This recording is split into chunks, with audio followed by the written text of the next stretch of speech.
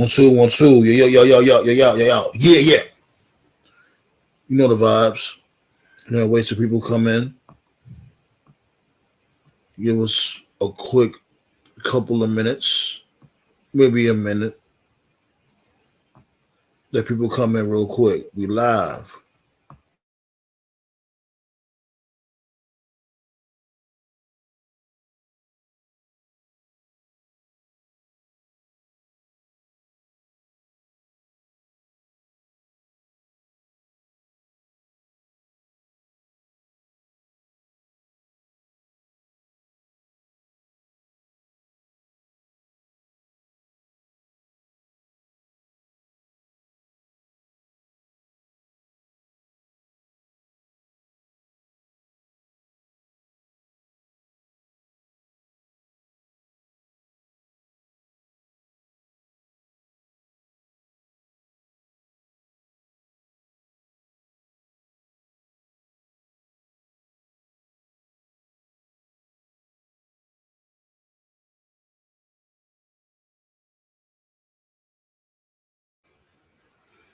Testing 1 2. You already know the vibes. Live. Oh yeah. Live. I'm live. You already know I'm live. Everyone. What's going on, everybody out there? Mr. Sandman signing back in real quick. The Council Roundtable, episode 64. You already know the vibes. Fuck you mean? Huh?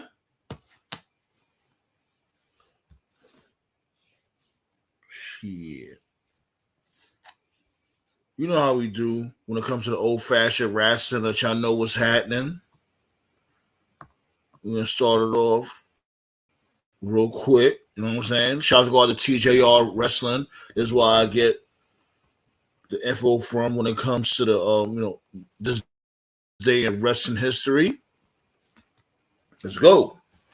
In 93, on the live edition of WWE Monday Night Raw from Poughkeepsie in New York, Randy Savage confronted Crush over allegations that Savage betrayed his friend by convincing him to compete against the WWE champion Yokozuna, the mighty Yokozuna. Fun fact, he was a chicken nugget eating champion, but that's neither here nor there. At the conclusion of the summit, when the pair had reconciled, Crush attacked Savage and set up their feud, which would eventually reach its climax at WrestleMania 10 the following year in Madison Square Garden. I ain't gonna lie, I forgot about that feud with Crush and fucking Macho Man. So there you go, man. This was 93. There you go. At 96, the Sandman, no relation, retained the ECW World Heavyweight Championship against Stevie Richards in the main event steel cage match at the ECW Plymouth meeting. Okay.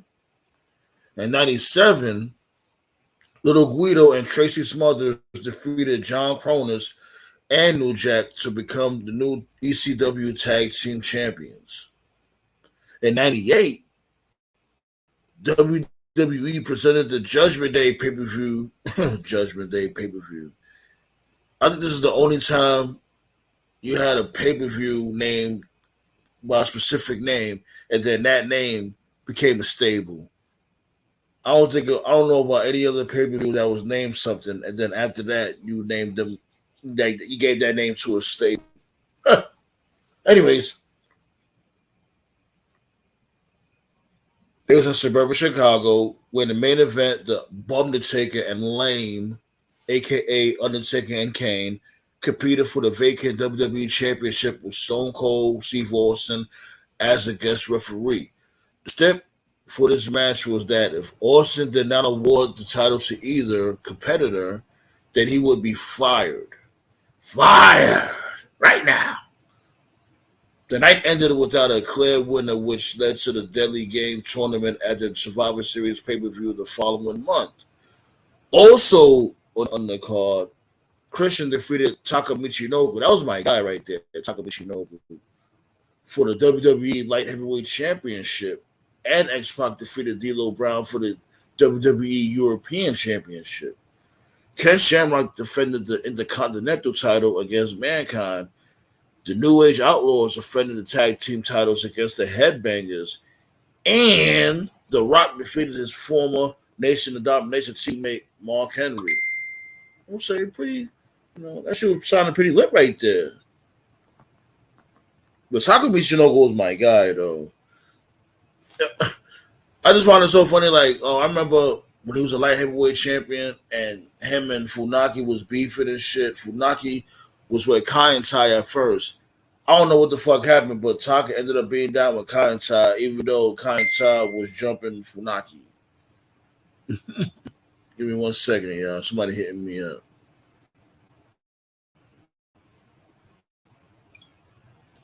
One second there. Yeah, man. Breaking news. Heard this dude, Hangman Adam Page, got hurt. And I'm not, you know what I'm saying? Okay. I'm watching it right now. Oh my God. Mox clotheslined the shit. Jesus Christ. Yo, damn, Mox. Oh my God. Mox clotheslined the shit out of Hangman Page. Whoa. Yo. Wow. Wait, we're gonna have to wait. Hold on. My God. Damn. I just wish I could show this shit. Well, you know how WWE and AEW is. They're not trying to hear all that. I get the copyright infringement. But this dude, John Moxley, clotheslined the bejesus out of this dude. I mean, knocked him out of his boots with the lariat. I guess that's what made Hangman Page injured. And, man, I may make fun of this dude, Hangman Page, calling him a bum, whatever. But at the end of the day, I'm not gonna say I want him to get hurt, I don't know anybody that could be that cruel to hate a wrestler to the point where he hopes or she hopes they get injured. Nah, I'm not on that type of time.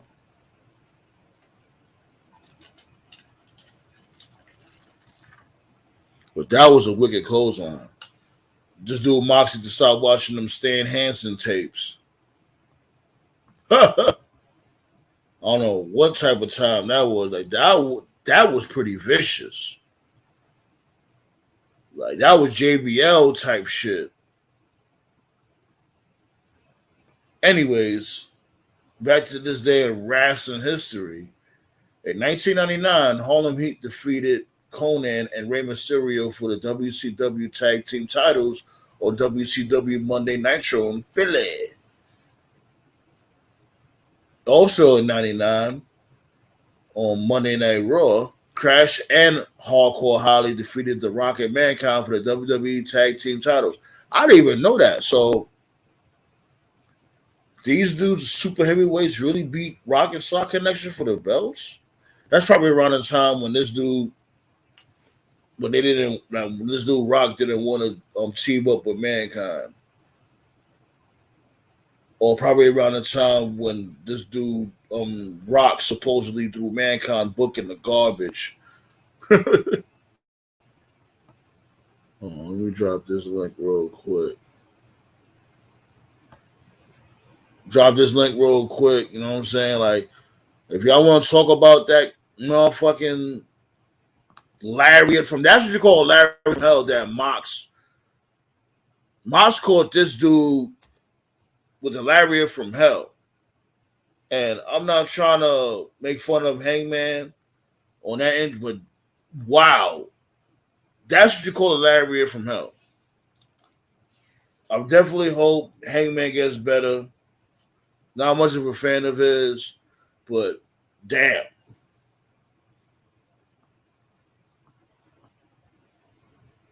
Let's all hope Hangman is okay. That motherfucker Mox used to really. Yo, I just wish I could just show you guys that shit. Like, yo, he really clocked this dude. Mm-mm-mm. Anyways, in 2004, this day in wrestling history, on WWE Raw, just one night before the first Taboo Tuesday pay-per-view, Edge defeated Shawn Michaels and Chris Benoit in a triple threat match in the main event. Remember that shit. Good match. Also, Shelton Benjamin won a six-man elimination match against Christian, Jonathan Coachman, Rhino, Tajiri, and Quick Fast, the Hurricane. 2005, Booker T defeated Chris Benoit for the United States Championship at the SmackDown taping in Reno, Nevada. Yeah, I remember. I think that was the time when Booker T and Chris Benoit had that 3 out of 5 series for the U.S. belt, and that's when Booker eventually turned heel. I remember that shit. Definitely remember that. I remember first, it was like first Shawn Mel was trying to turn heel, or was on the verge of turning heel, and Chris Benoit was trying to tell Booker like, "Yo, what's up with your wife? Yada yada yada. Like your wife is on some fuck shit. She's helping you win." And Booker T wasn't trying to hear that because the storyline played like Booker and Chris Benoit was real good friends, and he's like, "Yo, like, what's up with your wife on that fuck shit?"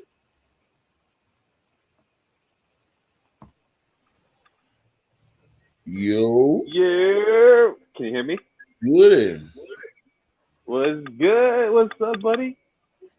It's been long time, be not really a long time, but A had to week?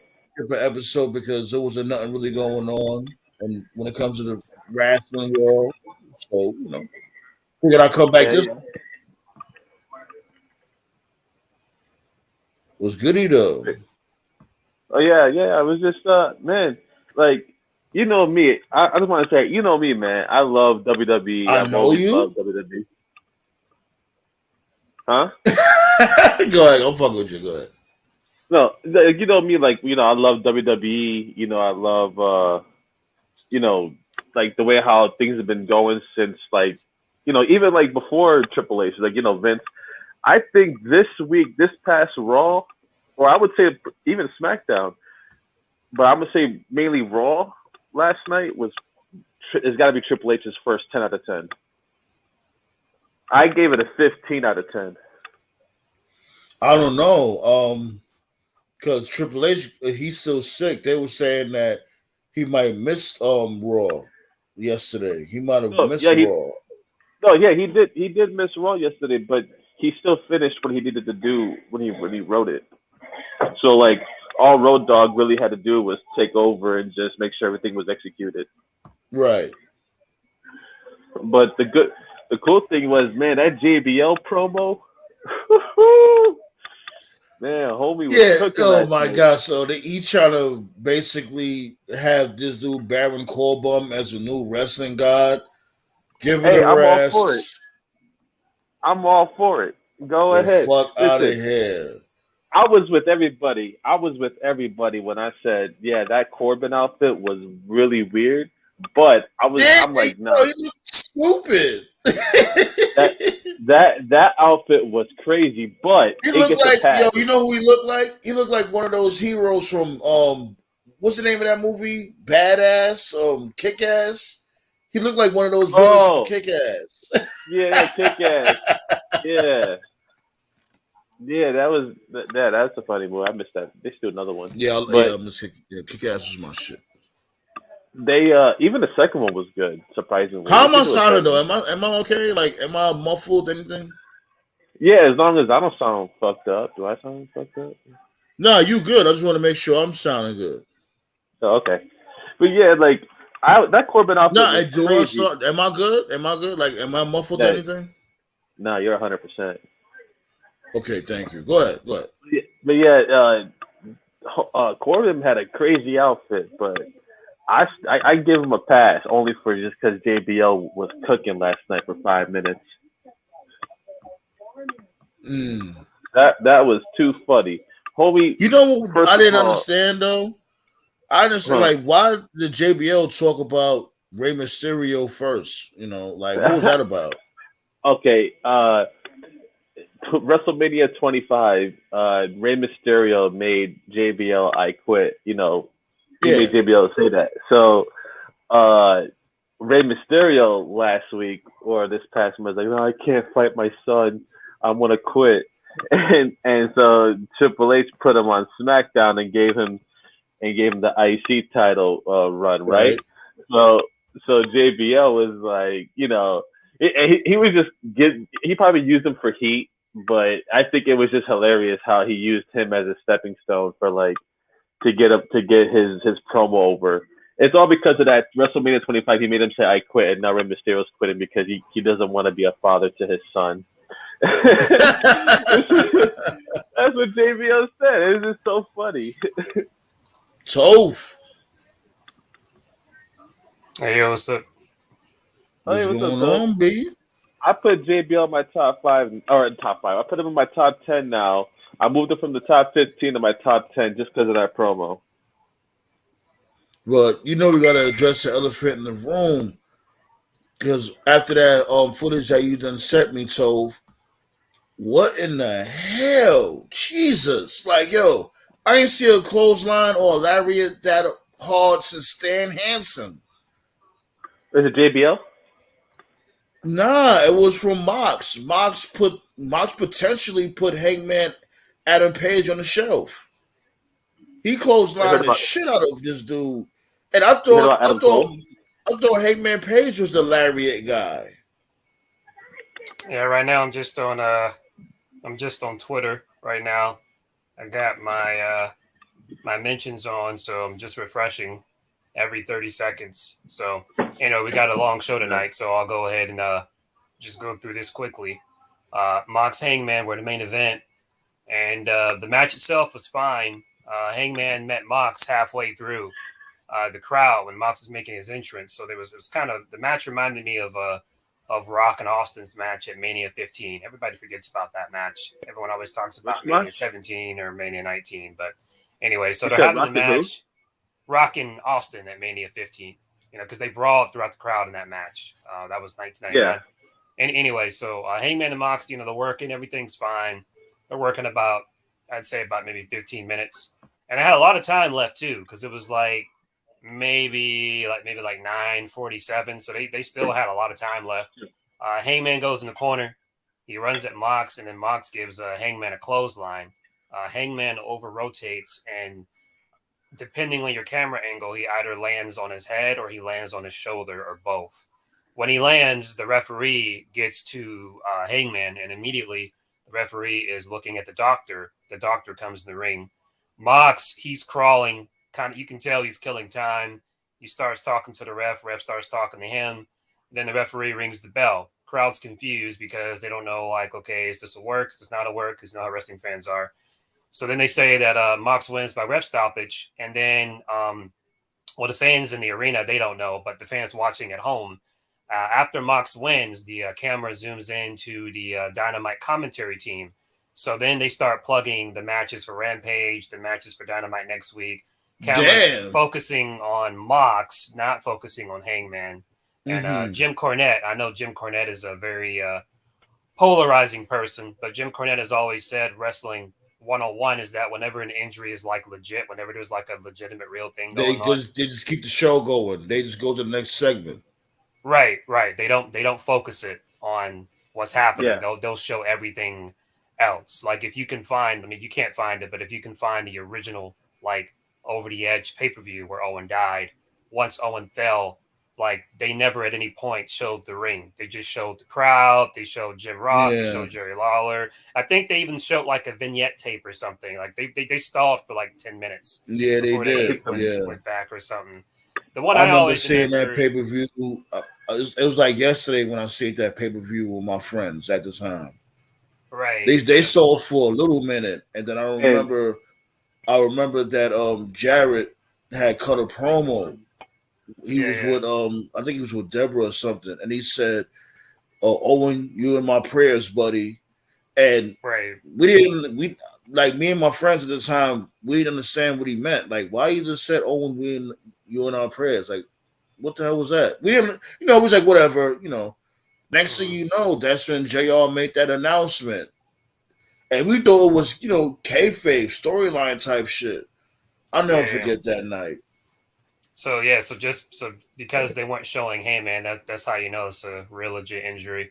The one I always remember, and you can find it on YouTube, it's still there. I couldn't tell you what show it was, but back in the day, WCW had an episode of Thunder, and I want to say it was Steiner, Scott Steiner, Buff Bagwell against, I want to say, Rick Steiner and Big Bubba, I think.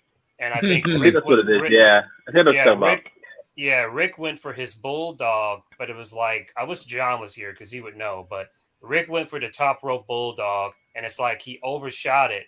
And when you get the bulldog, you're supposed to go down, but instead, like Buff Right. stayed up, and so it was like his neck almost got like contorted, and I think, Bagwell yeah, I went remember that. down. Yeah. Yeah, he couldn't move at all. And I remember it was like the second match on Thunder too. And Thunder was weird because like Thunder had like the schedule that Raw used to have, because before Nitro, Raw was live like every other week. They would be live one week, then they'd be taped. That particular Thunder was live. So it was weird because nothing like that had ever happened in WWE before. So the whole time, like the camera was just showing Bagwell in the ring and like he couldn't move. And I remember like Scott Norton came out there. It was Norton, Vincent was out there, and they had like the little gurney. And it was weird because like NWO was still hot at the time, so they were the heels. So the commentary team, even though Bagwell was hurt, they still had to cheer, because the NWO WCW thing. And he was in the ring for a while. Like he was in there for like a good like 15 minutes, and they couldn't get him out because they felt like he was paralyzed. And apparently at the time, WCW got a lot of criticism because they kept showing Buff. They didn't show anybody else. And I guess because they just panicked and they didn't know what else to do. But I remember Bobby Heenan, he was on the commentary booth and he was walking back and forth, because he had his issues with neck injuries as Right. well. So, but anyway, no update on Hangman. Big E is tweeting on Twitter. He's saying he's praying for Hangman. Big E, he's got his own issues with neck issues and stuff like that. So, but yeah, definitely not a work. Not a work. I think he either got a concussion or a stinger, one of the two. That's what's up, I know. Carlos. You already know the vibes. When you talk about movies, you already know I'm gonna chime in. Go ahead. What you about to say? What you about to say, Snugs? Go ahead. I'm not sure. Don't quote me on this on The Rock, but like I think The Rock, because The Rock was the first match after Owen Hart had fell off the rafters, and I remember him saying something like he didn't. Some people were upset that why did they continue the show? Why not stop it? And I think The Rock said one time that he thought it was the right choice to continue the show because he felt like in his mind that whatever he was going to do out there was for Owen, and he wanted to, you know, do it in honor of him. So it gave him that because he knew because when Owen's coming out, The Rock is in Gorilla, so he sees him coming out on the gurney, and it's just like, all right, you gotta, go out there and perform his, he wants to do it for Owen. So that's Right. why I think like that's why I like the show to continue. I like the it, thing of when they do that. the thing about Owen that it didn't really occur to me until I was much older is that when you have unfortunately uh, when you have a death, like an accidental death, if that happens, when the police and whoever show up, they turn it into a crime scene. They always put the yellow tape so that the scene is not contaminated. And looking back as an adult, it's like, well, he died in the ring, and the show continued. So it's like, well, damn, Nah, technically the ring because was a crime nah, scene. nah. You Mm. know why?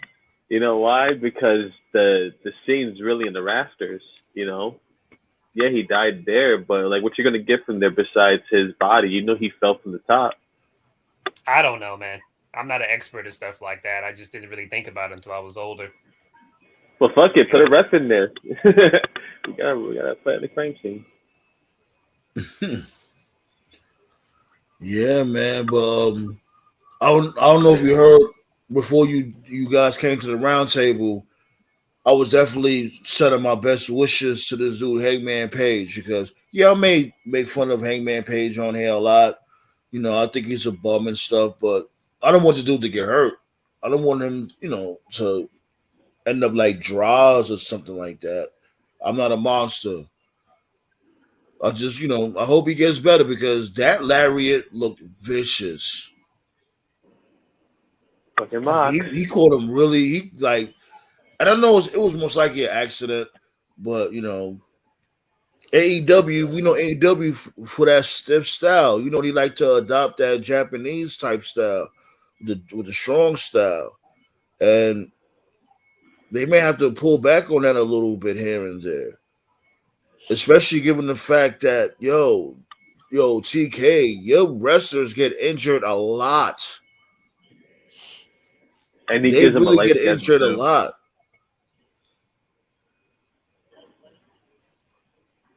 And he gives them a late schedule too, and it's just like they do have a lot of injuries. And they still get And hurt, right?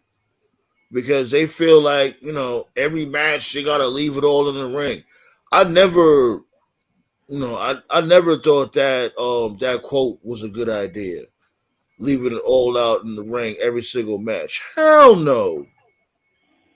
And then that's why what? You end up WWE dying at the age of 40? on a random Fuck ass out of dynamite. here. well, Yeah, I think there's got to be a balance. Yeah, You should it definitely has always, to be a balance. I agree.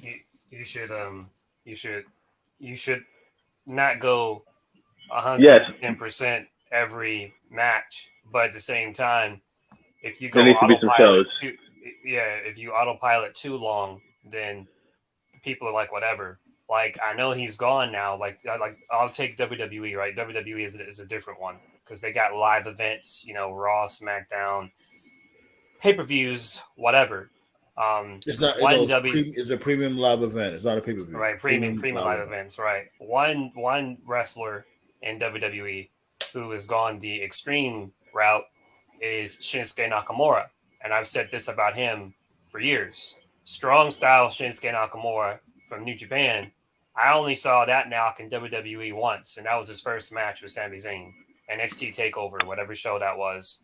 After that match, that dude has been autopiling ever since. Had Well, Vince hold McMahon do on. some things, That money. WWE Remember, do some things. remember That what money. remember with him and John Cena when he dumped John Cena on his head. Yeah, Like they definitely told him, like, yo, you need to relax. You doing yeah, way I know. too much. But there was a And he lot of probably there was a felt lot of guilty big about matches. that too. Right, but there was a lot of big matches he had where he Yeah, was but Shinsuke's coasting. getting old. Like you don't coast. You don't coast at WrestleMania for the WWE title. And that's exactly what he did. He coasted. That fire is not there, but at the same time, I get it. WWE is a longer schedule. I don't know. I don't think they're on the road 300 plus days a year because they've toned down on live events. They don't do nearly as much, but I get it. In WWE, you travel more, autograph signings, media appearances, but guys like him Well, have why can't toned it down. be? He's Why not. can't it be that Shinsuke he lost the passion because he can't use his strong style. That's Well, took I him would out the say game. I'd say it's different probably now because he's just been featured on NXT tonight. So he's right now back at NXT, probably looking for that fire to see if he can hang with the young guys. But what bothered me Oh, about it so more he than showed up at anything, NXT. Yeah, he had a match. yeah, Yeah, yeah. you know what? That was best. I think him going back to NXT was best Well, the because reason why his we story can have stood out, some fresh matches over there. I wouldn't right? mind Well, seeing a Shinsuke versus Braun Breaker match. Well, the reason why he stood out to me was like, listen, like if you want to go autopilot at a live event or you want to go autopilot at a Raw or a SmackDown, like that's fair. If you want to go autopilot like at a B show, like Backlash or whatever, that's fine. But like WrestleMania, the biggest show of the year, specifically for a title, like that's if there's any show where you just say fuck it and you just go all out, that's the show. And he did it. He should did it 450. Right. He did it. And there's a lot of wrestlers, and it's not just him. There's a lot of wrestlers that will get that big push, like at a Mania or a SummerSlam, and they'll just coast. Like he's my dude. He's one of the goats. AJ Styles, one of the best to ever lace up a pair of boots. But I'm sorry, he has every time he has a quote unquote hashtag dream match in WWE, it's boring. He had one great match that was great. His match with Edge was boring. That match with Orton was boring. His matches with Shinsuke was boring. Now his shit was his match with Cena wasn't bad. Yeah. The Cena stuff was great. The Cena stuff was great. But every other dream match was just like, nah, he's coasting. And I think he's older too. The Graveyard, you got a point, Snugs. Was it the Graveyard match? The Boneyard match? That was good. Okay. Even though it wasn't a match, it was a movie. Ass whooping. But it was still good. There was real footage of like real gods killing people. I bet. And then I agree with you on the Shinsuke match. He did have a boring match against Shinsuke, and I think Orton was okay. I wasn't too sure about it. I gotta look back at it. It's crazy. It's crazy because I know this is going to piss off a lot of hardcore purists, but as far as WrestleMania is concerned, AJ's best in-ring match was against Shane. That's the match that nobody wanted. And the match he had with Shane was better than his match with Orton. It was better than his match with Edge, and it's better than his match with Nakamura. Like, that's crazy, right? So, but again, I love AJ, and I get it. He's getting older too, and I get it. Like, the body's beat up. But like, again, if there's a show where you let it all out, or as you said earlier, you leave it all in the ring, it's WrestleMania. And it's getting to a point where they don't even do that. Like Roman Reigns and Brock Lesnar had a fucking boring match at Mania. It was boring as fuck. They didn't do anything different in that match, But Roman Reigns and Brock Lesnar, their SummerSlam match was better, probably because it was last man standing, so they had like more creative liberties. But the match they had at Mania earlier this year, like it was like they didn't do anything out. Like they coasted there too. So it was okay. It was pretty good.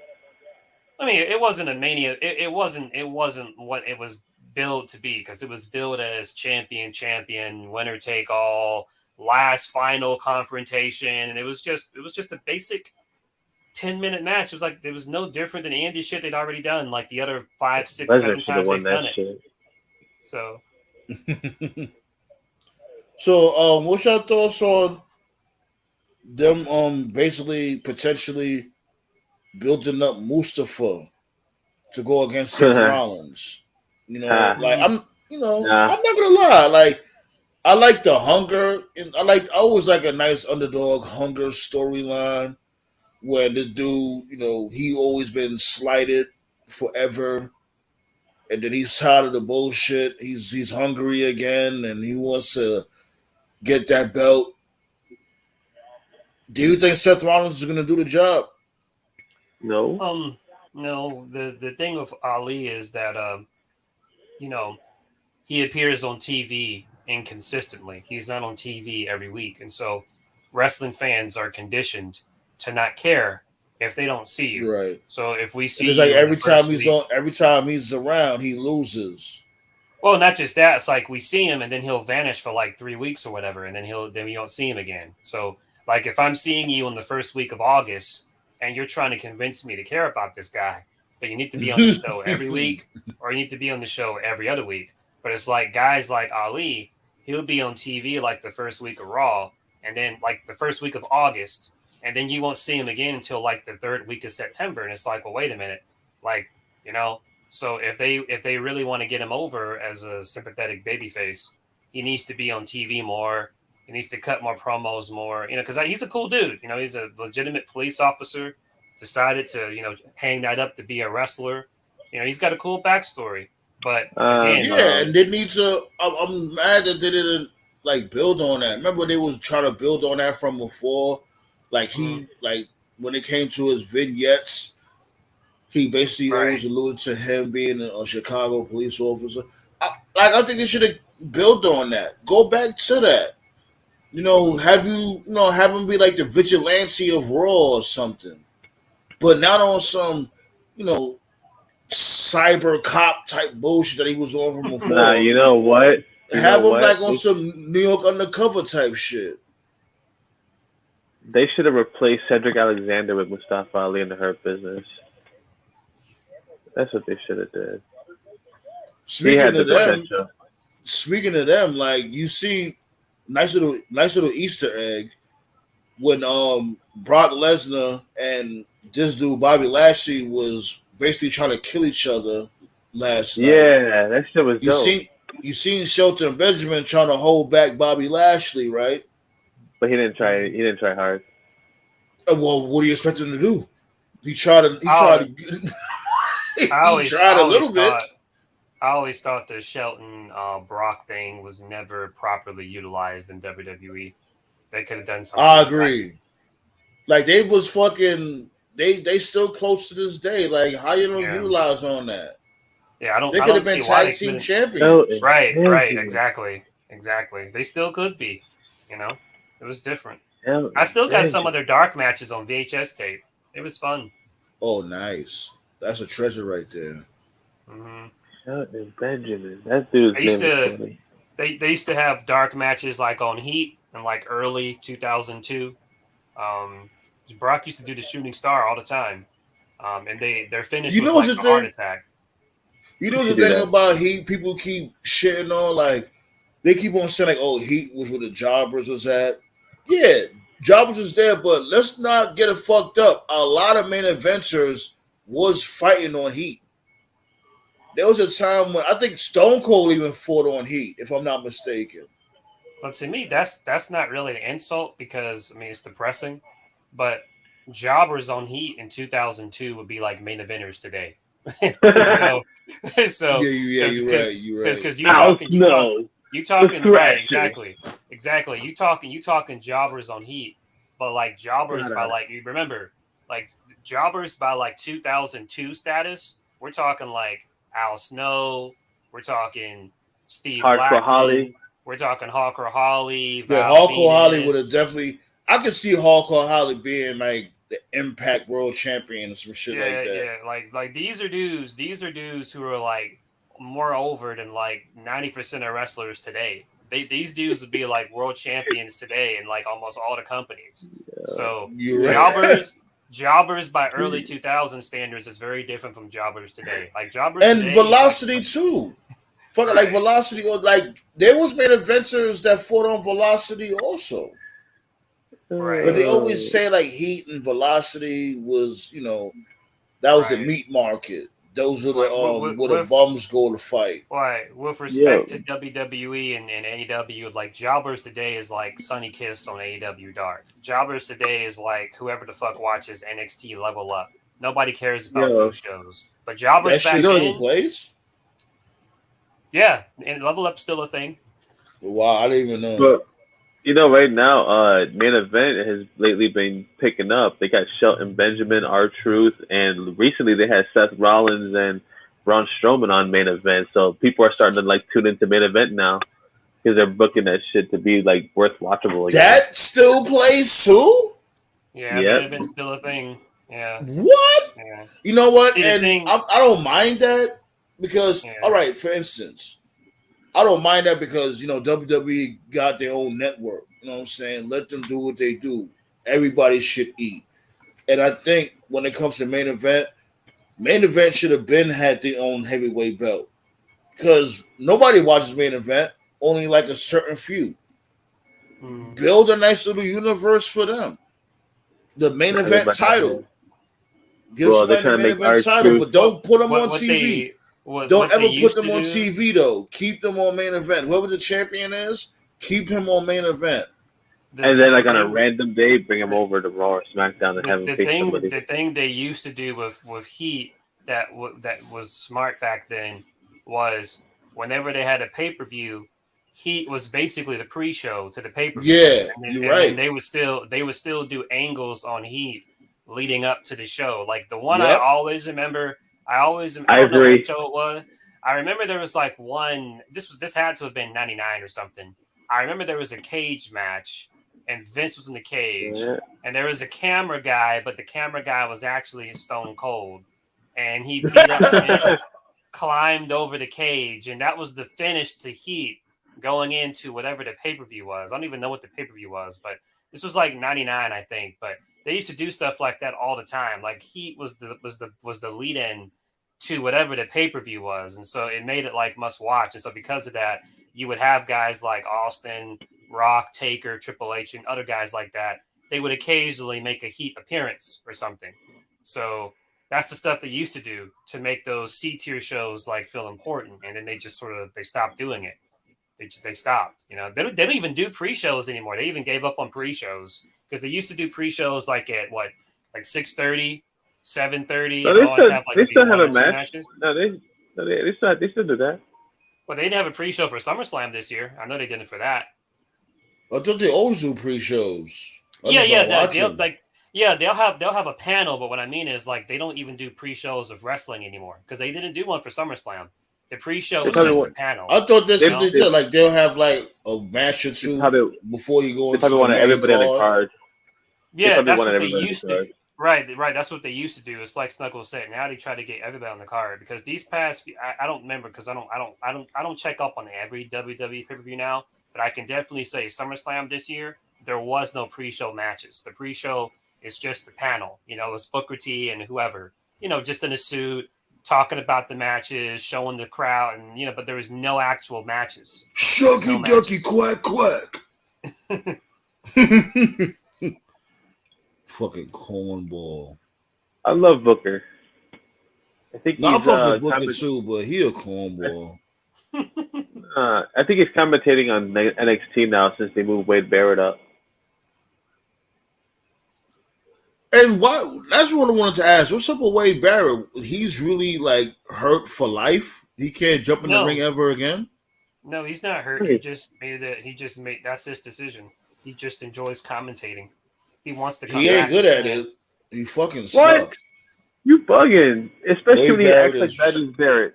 Wade Barrett is whack. Bad News Barrett is awesome. No, he's not. No, like, here come the body slam. Oh my God, what a barrage of moves. The fuck out of here. Good. I love Wade. Oh, come on. You didn't love Bad News Barrett? He was dope. He literally I'm afraid to have some bad news. I can't talk. He had almost JBL heat. That man was saying some disrespectful. They loved him, but he was too offensive as Bad News Barrett. Fuck out of here. That man is goated. I'm not gonna lie. I think he will be. Oh damn. What would I? No, he wasn't offensive as Bad News. He wasn't offensive as Bad News Barrett. He got over as Bad News Barrett, and Vince got mad. That's what happened. But like there was a lot of people like that the cancel culture, like, oh, he made a joke or whatever. I didn't like that shit. Same thing with Jinder when he was champ, when he made fun of Shinsuke. I just think Jinder just sucked. But go on. Cena ruined him. It don't matter what the fuck Wade Barrett does. He could be the owner of NXT. He still got that stain on him. He always had that stain on him from John Cena. John Cena ruined that dude, B. A lot of people want to sit there and no, it is what it is. He'll always be known as John Cena's bitch. Nah, I think he's got one more in him. He's gonna come out as the commentary. One more what? One more cock in him? He probably does. No, a match. Maybe he'll fight Cena. Maybe. I ain't gonna lie, I wouldn't mind that. I wouldn't mind that. Let him get his revenge. But only way that would work. Only way that would work for him to get his revenge is if Cena is a heel and Wade Barrett is a face. And you know that's not happening.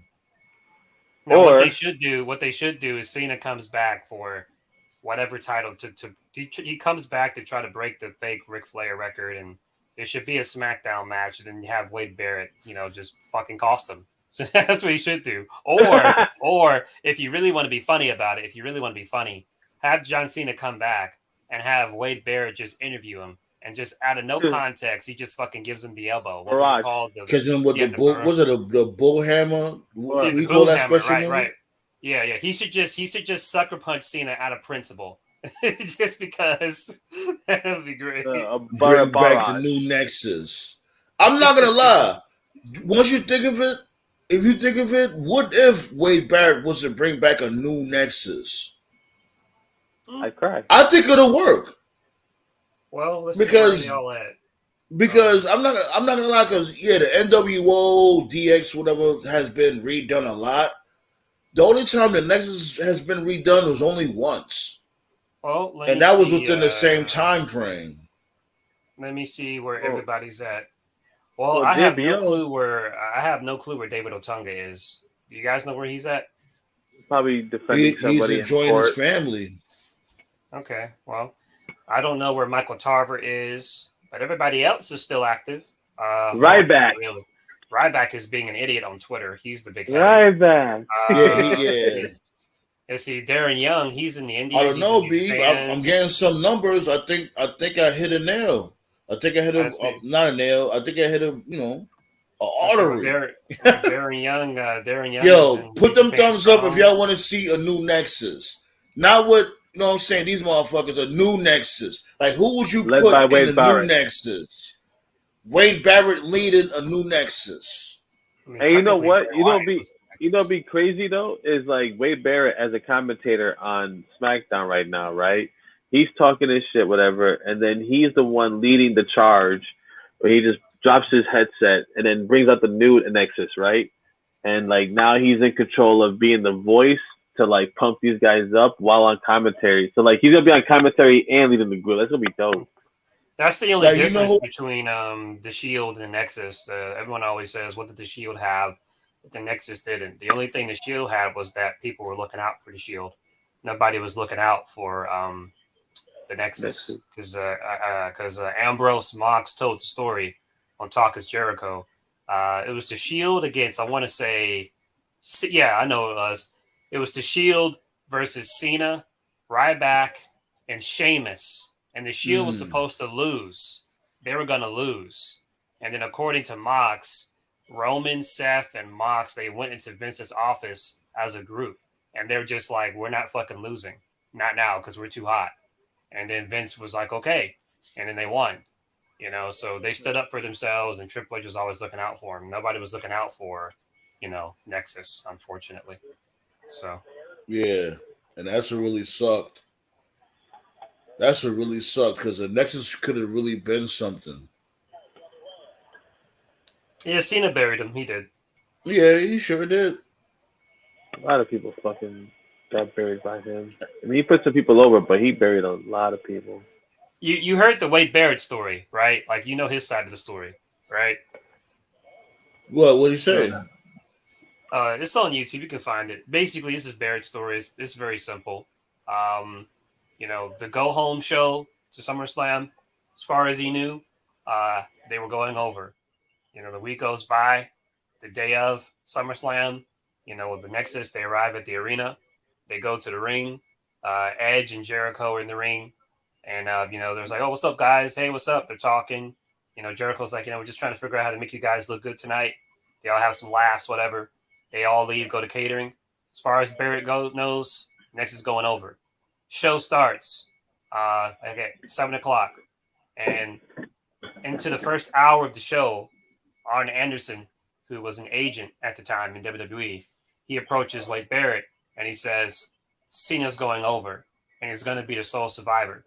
Barrett says he thinks at first Arn is ribbing him, but then he realizes that, Oh, yeah, I remember that.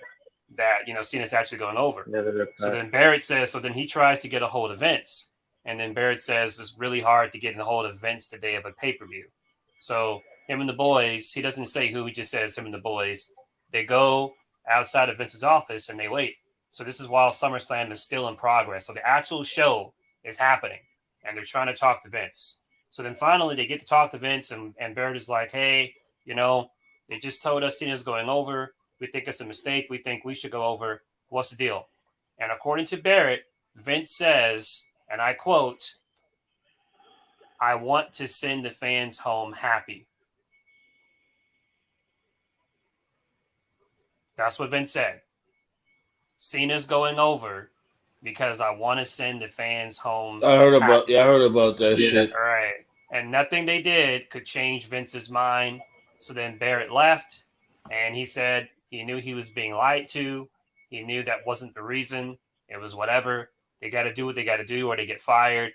They went out there. It was what it was. So then sometime later, this was before AEW was even a thing. So I don't want anyone to say, oh, Jericho's got his head up his ass because of AEW. Like, no, this was like fucking 2014, 2015. Yeah.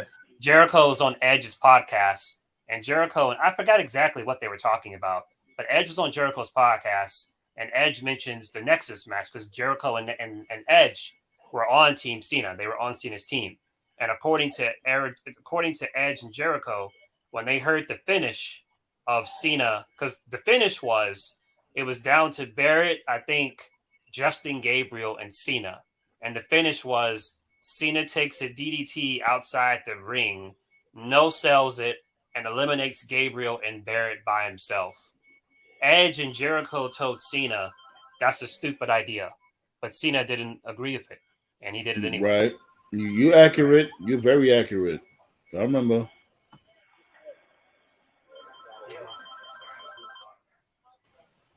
Somebody got the work phone going off over there.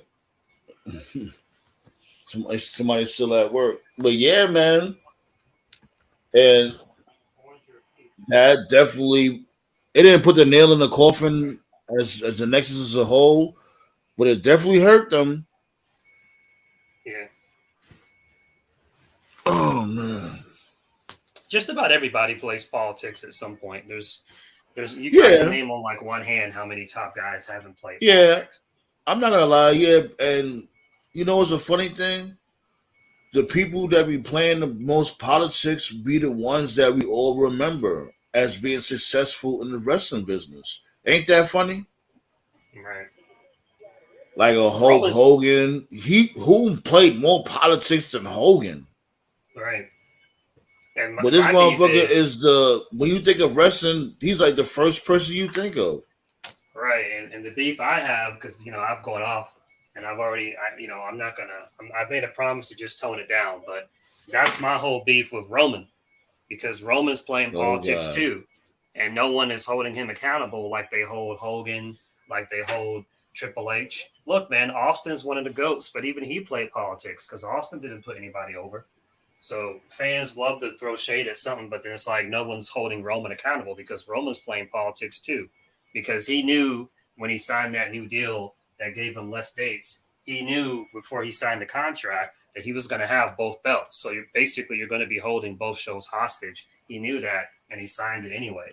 He knew that when he had a match with Matt Riddle, he knew that Matt Riddle was a Raw guy. Therefore, you should have the match on Raw, but it was on SmackDown. Why? It's just stupid, Let me ask you this. Do you think the reason why people's not bringing up his bullshit is because he's still sick?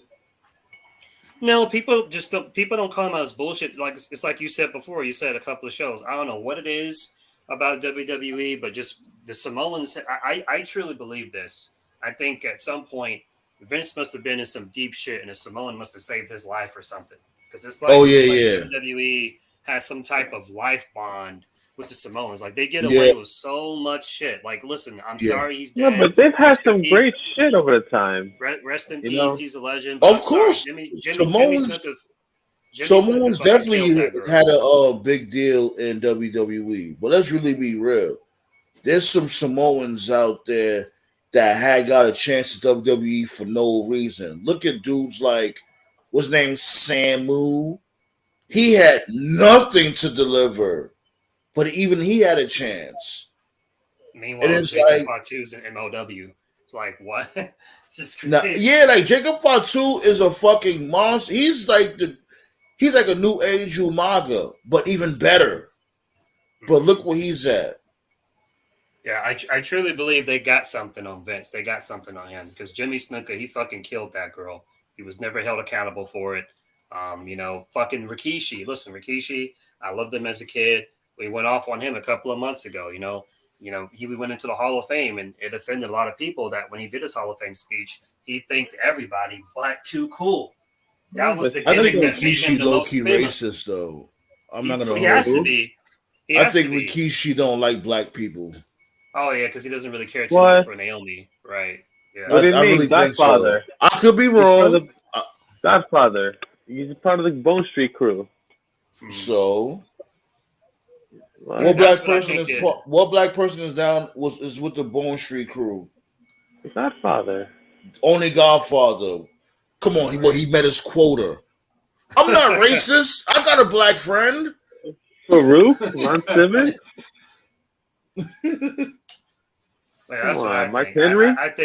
I think a Samoan. Mark I think Henry Vince isn't down with the McMahon. Bone Street crew. I think Vince But was I'm in saying, some like, real he had life other friends. diehard shit. What I think happened is I think Vince was in some real life like John McClane diehard shit, and the Samoan got him out of the jam, and Vince was like, And "Oh so my now god, he I'm got entitled snuck to out of a you. jam? I'm entitled to you and your family." Right, exactly. Like that briefcase. To this day, we still don't know what was in. We all know what was in that fucking briefcase. Wink, wink. But you know what You I'm know talking that it was not only money, it was something else. about. Like I'm telling you. Speaking of Samoans, John was celebrating today. We gotta wait and see. We gotta wait for the official release. But I posted earlier, Rock's movie, his new movie is getting Yeah, to negative reviews. Nah, I heard great already? reviews from it. Hmm. I said I've already already? heard great reviews. Yeah, matter of fact, let me read it to you. It's just a short paragraph. Hold on, where is it? Because See here. I do want to go see it on Friday. I just don't want the fucking movie to be packed. You know what I'm saying? Because It's gonna be worth it. Let me read it for you. I do want Hold to see it on. on Friday. I do. I just don't want the shit to be Okay, this packed. is all right. This is what GameSpot says. Black Adam review, very short, just a paragraph, no spoilers. I'll read it. Black Adam overindulges to the point where it's hard to enjoy the DC's anti-heroes debut. It's packed with underdeveloped characters and an excessive number of repetitive action scenes to the point where its half-baked debate on what it means to be a hero is lost in all the noise. 5 out of 10. Who wrote that? GameSpot. GameSpot with that. Fuck him. Here's the thing, though. They complaining about action. That's what I just heard. Like, oh, there's a lot of action in it. Here's my beef with Rock. We talked about this already. My beef with Rock is he's just playing himself. He's not acting. Nah. That's my issue with him. He's not acting. He was always meant to play Black Adam. And this man, they've already. I saw the TikToks where they had the early premiere of New York. They were all saying like, "Yeah, man, it's dope." Even some people even leaked the footage. I don't want to ruin it for y'all. Y'all want me to ruin it for y'all? No, I don't. Okay, but like, there's a special surprise at the end of the movie. Like, you want to talk about this dude Rock acts the same all the time. So does Terrence Howard, and he won an Oscar, didn't he? Nah, man. Yeah, nah, man. Terrence Howard can act. He can actually play different roles. That's not what I mean. I'm about to sit your ass down. Terrence Howard can act. Come on. I'm about to sit you down. I'm about to sit both of y'all down. What the fuck you mean? Only he acts the same in every single role. Nah, Hustle and Flow. Come on. He was the most Terrence Howard of Terrence Howard in Hustle and Flow. No, he doesn't. The fuck out of here! What? There's plenty of movies where he was different. He wasn't like that. Come on, man. What about even when in he was Iron Man? Even in the first Iron Man, he's like, "Am I gonna play War Machine, man?" Man. Oh fuck out! Y'all brothers? Tripping. What about Four Brothers when they played a detective? He still acted the same, but he didn't say Maine. I give him that. I don't think he said Maine one time during that I'm saying, movie. if you haven't seen the Fast and Furious movies, like I said, I'll give him his props. And Fast 5, when he was playing Agent Hobbs, you could see he was really into the intensity of the character. I disagree with you. But in Furious 6, from that after Fast 5, every appearance he made in the Fast and Furious movies, he's just coasting. That intensity, that hunger, that heat he had in Fast 5, it's not there.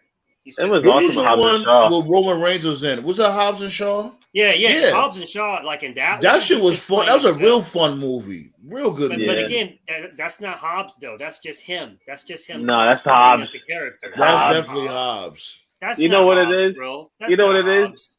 You get a little glimpse of Hobbs in Fast Five, and you're like, "That's acting," and then you got a more in-depth story about because the Hobbs, character, and then you were like, "That's the Rock." of Hobbs, the whole character of Hobbs in Fast Five, he was basically saying, no exceptions. If I have a guy, I'm gonna hunt you. I'm gonna get my guy. He didn't care if you were an illegal guy. He didn't care if you were a spy. Like fucking Paul Walker said it himself before he died. Remember what was Paul Walker's exact line? He said, "He's Old Testament. He goes after everybody." And then, like in the next movie, Hobbs is just all friendly, buddy, like it's a fucking cop movie, like it's Lethal Weapon or Beverly Hills Cop. When he's with Shaw, because because he's with Shaw, and by the way, Vanessa Kirby, beautiful as ever. She, come on, that Hobbs, was awesome. No. The character Hobbs that movie was awesome. Serious. The character Hobbs was serious all of Fast Five, and then in Fast Six, he's doing jokes with Ludacris at a Wait a minute, convention. It's not. So you didn't like him in Hobbs? It's not like it was forced though. You can't say it was like it was forced. No, it wasn't I'm not forced. saying it was. I'm not saying it was bad. I'm just simply saying the character that was presented in Fast Five never came back. But he built a relationship with them. You know what I'm saying? Like, I'm not denying any of that. I'm not denying any of that. I get it. I'm a Dragon Ball guy. I saw guys like Piccolo and Vegeta who were bad guys. Yeah, exactly. That's a prime example. Remember, Piccolo was the big boss, right? But the top villain, and he turned into a motherfucking babysitter. Right, but that heat that guys like Vegeta had never left though. It always felt like at any given point he could turn on them. You weren't really sure until like the very end of DBZ when you're like, okay, yeah, he's one of us. Like that heat that Hobbs had, it's like it's gone. It's gone. Nah, he got us back to Hobbs and Shaw if he ever did lose it. He was awesome at Hobbs and Shaw. It's just to me, like with The Rock, my favorite scene by the way is when he falls out of the window, he tells Idris Elba, "Now I'm gonna take you to school, son." That shit is so funny. When they start fighting each other, I'm like, bro. But come on, he can act. Come on, Faster. He was awesome in Faster. He was awesome. I like Fast. I liked a lot of the Rock movies. Say the truth. I don't think he's as good as Cena or Batista. I don't think he's better than Cena. Well, I don't think he's got. You can't really say that because the Rock he made way more movies than both of them combined. Yeah, but just a few stuff that they've done, they've shown more range than he ever has. That's just my opinion. Batista can act too, though. These slept on because he was really good at Army of the Dead. Batista's good. I like Batista. Yeah, John Cena and Peacemaker alone, just from the movie Suicide Squad and from his own show Peacemaker, he's shown more range in that alone than anything Rock has done. On some real shit, they had got the wrong person to play Homelander. Nah. That should have been Cena. Do y'all watch The Boys? Pause. Nah, I don't think Cena can. God, y'all gotta watch that shit, man. I don't think Cena can play that evil. No. I don't think he can go that dark. What's his name? It's Homelander, right? Yeah, but that's darker than Peacemaker. Come on. Yo, that dude, that would have been perfect for Cena. You know how crazy fucking Homelander is? Hell nah. Yeah, like I've been on the Boys binge like for the past couple of weeks. I'm already about to finish season 3. Right now I'm watching Diabolical.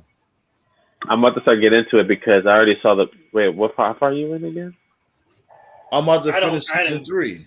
I've heard of it. I've never watched it. You gotta watch it, yo. That shit, it's the only thing I know about Homelander, the only thing I know about him is that I know that's what Cody was trying to channel in AEW, and it just didn't work. At least not for that audience, it didn't. We'll see how it goes in WWE. You know what? Even Cody would have been a real good Homelander. Nah, he would not. Definitely not Cody. He don't have the acting chops that Anthony Starr has. It's that list. He'd have like, I'm Homelander. No, I love Translucent. Translucent was hilarious in that show. Word, watch that shit, y'all. Tell you that shit is a really good series. Man, I'm fucking translucent. They about to come out with season 4. Can't wait. And I saw the Soldier Boy joint. Did you see the Soldier Boy? Yeah, I told you I'm up to. I'm almost done with season 3. Dude, Fat Five Freddy, tell me everybody's fly. DJ spinning that set my mind. Flash is fast. Anyways, you're not here to talk about the boys. We're here to talk about wrestling and all that, right? So, that motherfucking physicality, brutality, when it came to Bork Laser and Bobby Lashley. Oh man, yo.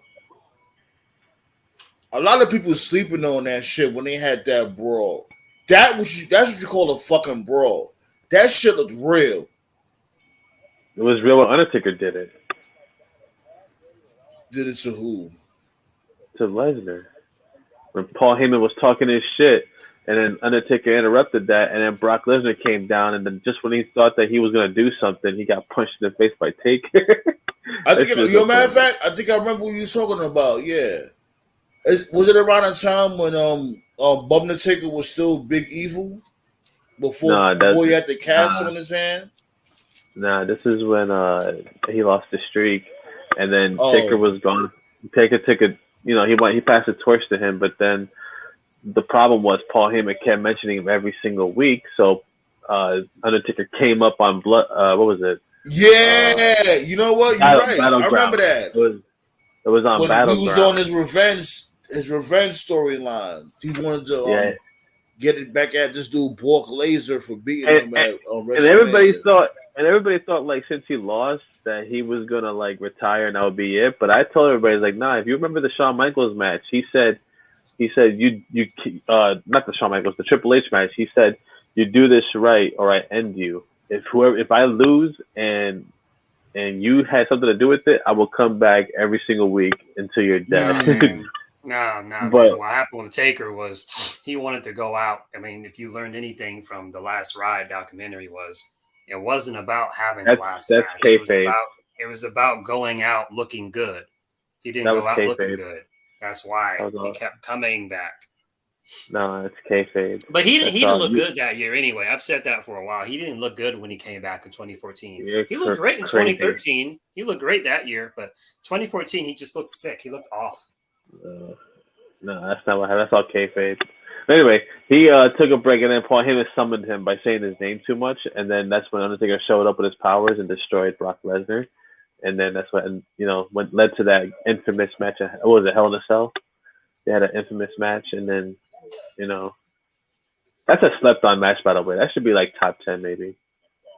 Lesnar versus Taker at Hell in a Cell. Yeah, that was the one when he had the cast on his arm, right? No. You're thinking about I forgot I think it was Survivor Series, but no, that wasn't. I'm talking about the one where Taker sat up after Lesnar sat up, and then they laughed at each other. Okay, yeah, I remember. That's SummerSlam. That's not Hell in a Cell. That's SummerSlam. That was SummerSlam. Okay. Yeah, I remember that. That's when this dude Bum Taker was like, "Fuck it, I'm gonna punch him in the cock." Then they had the rematch the following month in Hell in a Cell. Brock won. Yeah, that was a great match. And then Bray attacked Taker, which led to Bray losing again because Bray sucks. That's not true. That's not what happened. That's exactly what happened. That's exactly. It's not because Bray sucks. They jumped Taker, and then at Survivor Series they did Taker and Kane versus Bray and Luke and the fucking. No, I'm saying like it's not because Bray sucks. It's because he's not going to beat Taker. It's not his fault. Sucks, but, yeah. He's a good wrestler. I'll tell you what though, his new entrance theme is horrible. Like all these fans overhyping it. I'm starting to jump on the side of like not liking Bray Wyatt too much now because I'm like, bro, y'all bugging with this theme song. The theme song is trash. He was never good, bro. He was never good. He's good. No. See, here's the thing. You can't say he's never good. Knock it off. You definitely can't say that. He doesn't have any good matches. Nah, he does. He's good. It's just that the problem is that his fans are overrating him a little bit too much. Like they're acting like he's a first that's ever done this or whatever. But then the funny thing is, his theme song is whack, and they're saying it's the greatest thing. I can't wait to get it on Spotify. Oh my god, it's like it's not that serious. His songs The thing suck. is, and I'm His not gonna theme song lie, is better. like I don't know why people are so amped up for this return. Me, I'm not. I'm not like, oh my god, I can't wait to see what happens next. No. So far, it's like, okay, continue on. Okay, where we going with this? Especially with that fucking mask. That mask is mad trash. No, Like, no, how it's you go not. from the Fiend to the fake ass Family Dollar fucking I'm gonna Party be City Phantom of the Opera type mask? I'm gonna be as non-biased as I possibly can. Okay, in professional wrestling, okay, regardless of which company you watch, everybody watches wrestling for different reasons. Some watch for the in-ring, some watch for the Me, promos, some me, watch for the storytelling, some watch me. for the pageantry, the pyro, the theme Yeah, songs, I'm not. I Right, watch it right, for all that. Like right, right, right, wrestling right. should be everything. The Right. silly We shit, all good wrestling, prioritize. the Right, ambiance, exactly. all that. That's what you Every call a wrestling show. That has everything right. included It's in it's one. it's like it's like Jeff Hardy says. I know Jeff Hardy is kind of a weirdo, but there's this one thing he said in TNA. This was like during his Immortal run when he was a heel. He said something about that's what makes professional wrestling beautiful because everybody's different. If we were all the same, wrestling would be boring. So I get it. Everyone watches for different stuff. Now, me personally, I watch wrestling for the in ring and I watch wrestling for the promos. If you can cut a promo, I'll like you. If you can go in the ring, I'll like you. If you can't work in the ring and if you can't talk, I don't care. So if you can't wrestle and if you can't talk, you have to cover that up with smoke and mirrors, the pageantry, the fireworks, having an attractive girl as your valet, having a really cool theme music or whatever. Like I get it, smoke and mirrors and stuff. I'm in the minority of people, and just so people know, this isn't just a Bray Wyatt thing. I don't like the hocus pocus bullshit. I never have. I never cared for the Undertaker when I was a kid. But I did You're like the crazy. American Badass, and I did like Big Evil. I loved the American Badass, and I loved Big Evil. One of the funniest segments ever in WWE's history. I think it was like 2002 when Taker was feuding with Ric Flair, where he attacked David Flair. He You attacked say David Flair Flair, David in the Flair. rest, right, and he just beat him up. And then David's like, "What are you doing?" And Taker's like, "What am I What am I doing? doing? I'm What's kicking going your on ass. here?" That's what I'm Right, doing. right. That's Yo, hilarious. American Badass was the best on the. I don't care what nobody says. It was. That's It when he was at was. his best.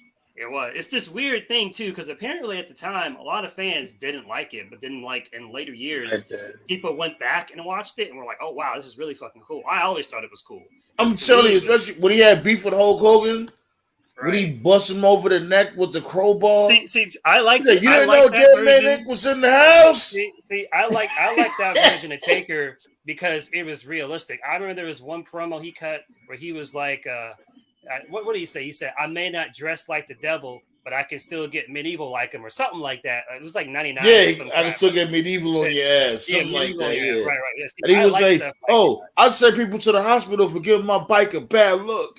He was the first right. person. He was the first person. He was the first person to tell Lesnar to his face, "Are you the next big thing or the next big bitch?" Right, exactly. Yeah. Like that's what I look for. So if you can cut a promo and if you can go in the ring, like I like you. But if you can't talk and if you can't work, I don't care for you. And whether it's Bray Wyatt, the Eater Worlds, the Wyatt family, the Fiend, the Firefly Funhouse, he could never go in the ring. All his matches sucked every single time. And no matter He had a what great match character he against the played, Undertaker. every time he cut a promo, regardless of which version of Bray he was doing, he would just laugh every other second, and it's cringe. If you can No, it's find that not. promo, Seth if you can Rollins does find it. that, go on YouTube, right, and look at that promo when Broken Matt, when Matt first became Broken in WWE, when he was feuding with Bray.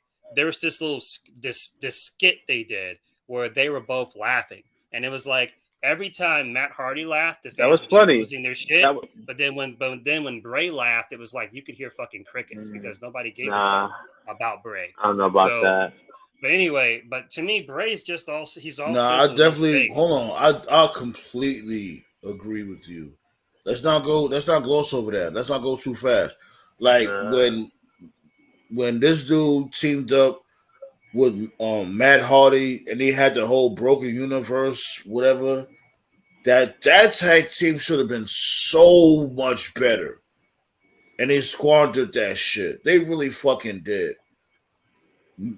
This dude Matt Hardy's like, yeah, That and shit Bray was Wyatt saying, funny. yeah, yeah, oh yeah. Get the fuck out of here. That was lazy. That shit was funny. Come on. Of course you would. Of course you would It love was that. funny.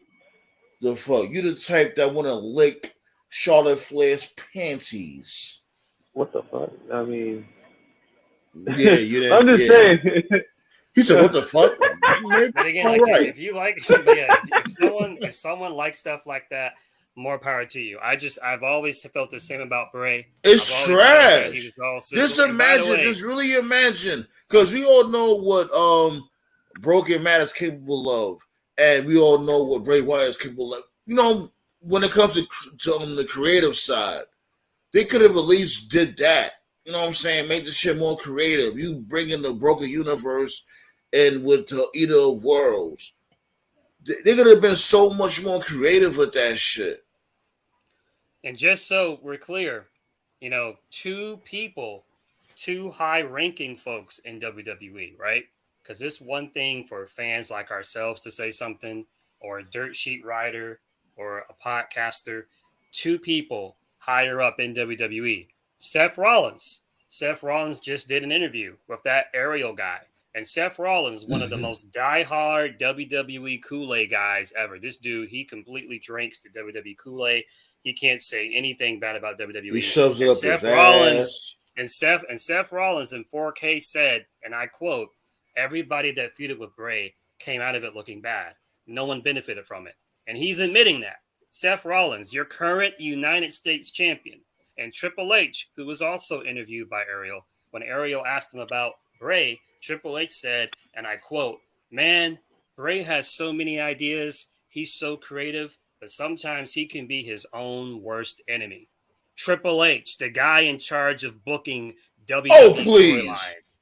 Let's So really be you real. got two people talking Let's about really how be he's no. not Fuck good. that shit. Let's really be real. It was all because of fucking Vince.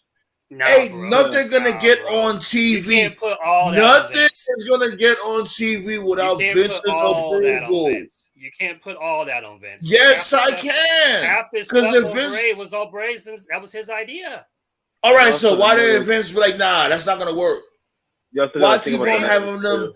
But And then not the only shit that, they like did- he was booked to be a loser. Let's You really also be gotta think real. about- When it comes to Bray, if Bray would have won more matches, we wouldn't be having this conversation right now. He can't go though. So even if he did win, none of his matches were any good. It don't matter. Like, what you It mean? does Like, Bray matter. Khali got more wins than Bray Wyatt. That's because he's a giant, duh, in India market. What? Let's not do that.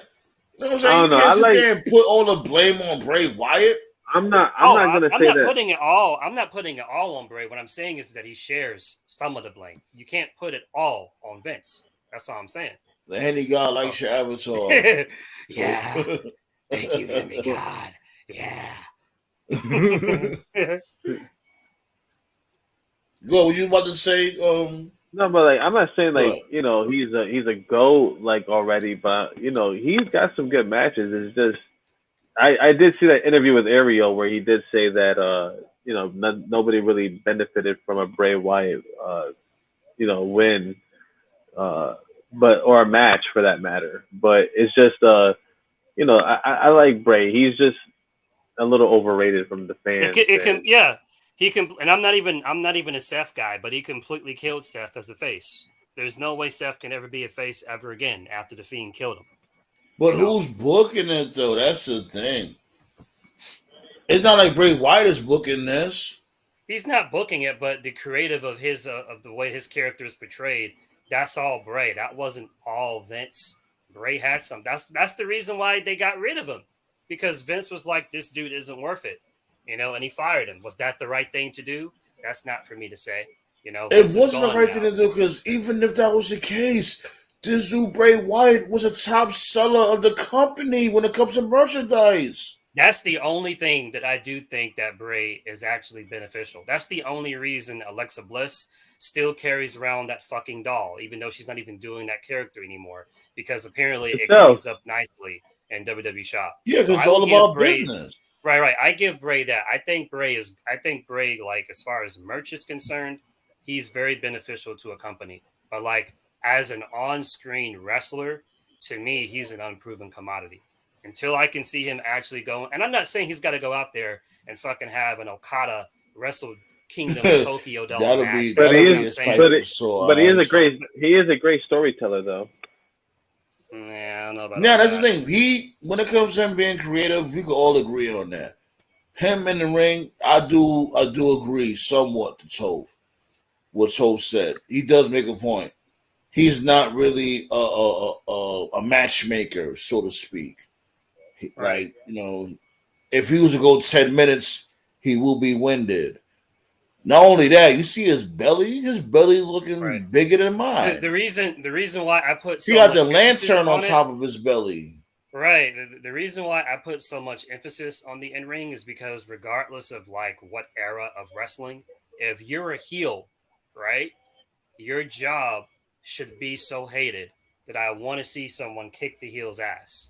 And if you're a face, particularly if you're a sympathetic face, I should want to pay money so I can see you get what's coming to you, so I can see the babyface overcome the odds. And it's like, Right. I don't know anyone that says I can't wait to see a Bray Wyatt match, because you don't see people do that. You want to see people beat Roman Reigns. People want to see Roman Reigns finally lose. People will pay money to see Roman do it. Even in AEW, through all his faults, all his issues, when Kenny was the AEW champion with the Elite and they were doing that Hangman story, people wanted to see Hangman beat Kenny. It's not hard. Bray doesn't have that. People, you will not find a single fan that says, I can't wait for a Bray Wyatt match. That's the most important part. You have to fucking sell the match. And he hasn't done it. And he's had more than enough chances to do so. As the Eater of Worlds, the Wyatt family, the Fiend. People are talking about this is his second chance. This is not his second chance. This is his third chance. This is third. Why do people keep saying this is his, this If is not anything, his it's second his fourth chance? chance. Right. Right. This dude has had way more opportunities than anybody else. And it's like so many folks are just like, oh, no, man, it's Vince. It's Vince. I'm like, okay, you know what? Fine. Vince is gone. It is though. Triple It H is is. here. Triple H is Let's here. let's see So, what happens now. Right. So we're going to have this conversation again in 6 months because I want to give a fair number. I don't want to say 3 months. Okay. Yeah. All right. October 18th, 2022. All right. We're going to have this conversation again in 6 months. Most wrestling fans don't admit that they're wrong. When they're wrong, they just either, they disappear for a bit or whatever. Okay. If I'm wrong, I'll come on here and I say, you know what, guys?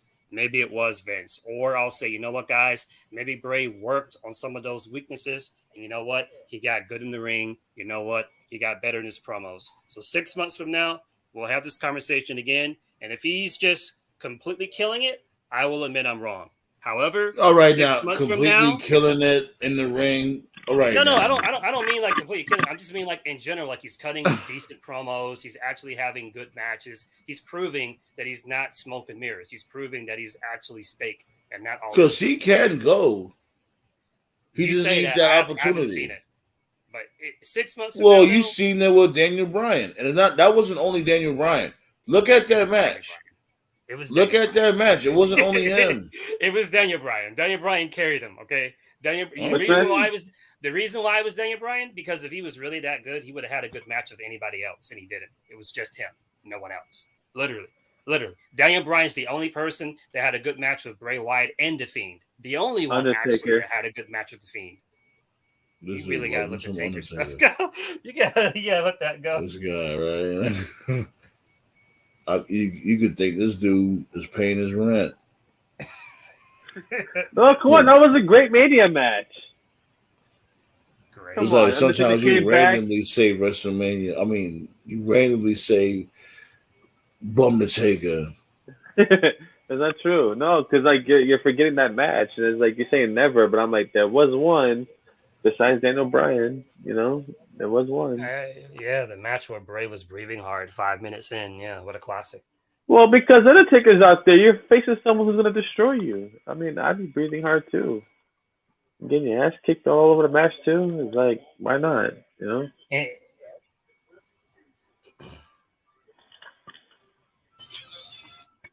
What's another good? You know, I was watching earlier, Hardcore Holly talking shit to the APA, and then he told both of them that he was gonna kick both their ass, and then he went down to the ring and got his ass whooped.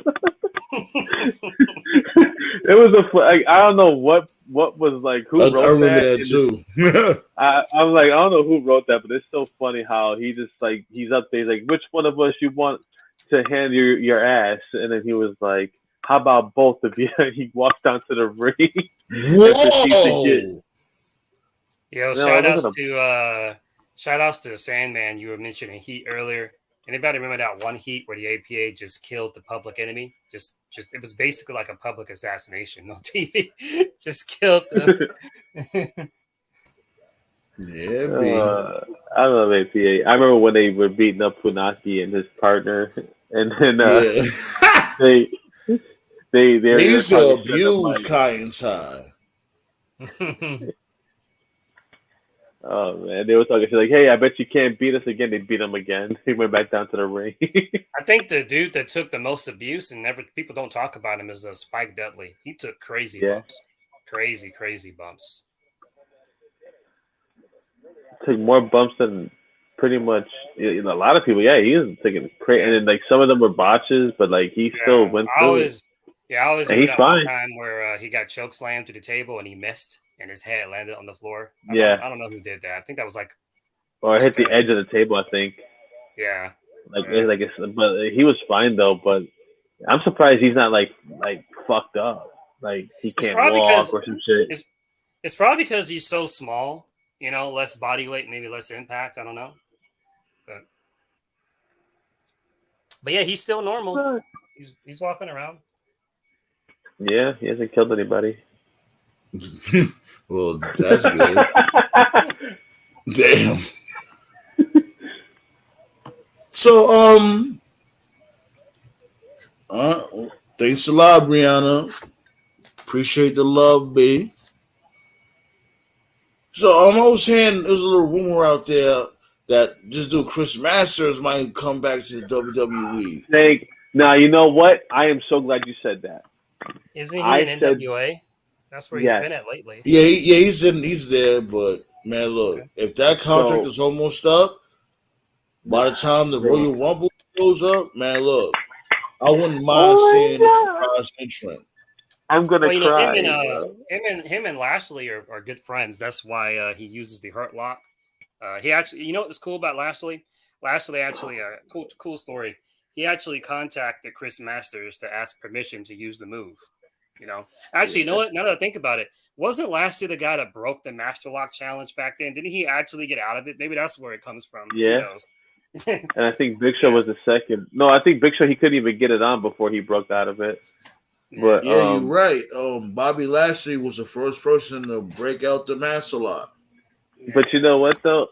His entrance is one of the greatest entrances that was ever made. Like he has a top 10 entrance, and I hope he comes back. Because I said this years ago. I was like, bro, he's gonna come back, and they were like, no, he'll never come back. He's coming back. Chris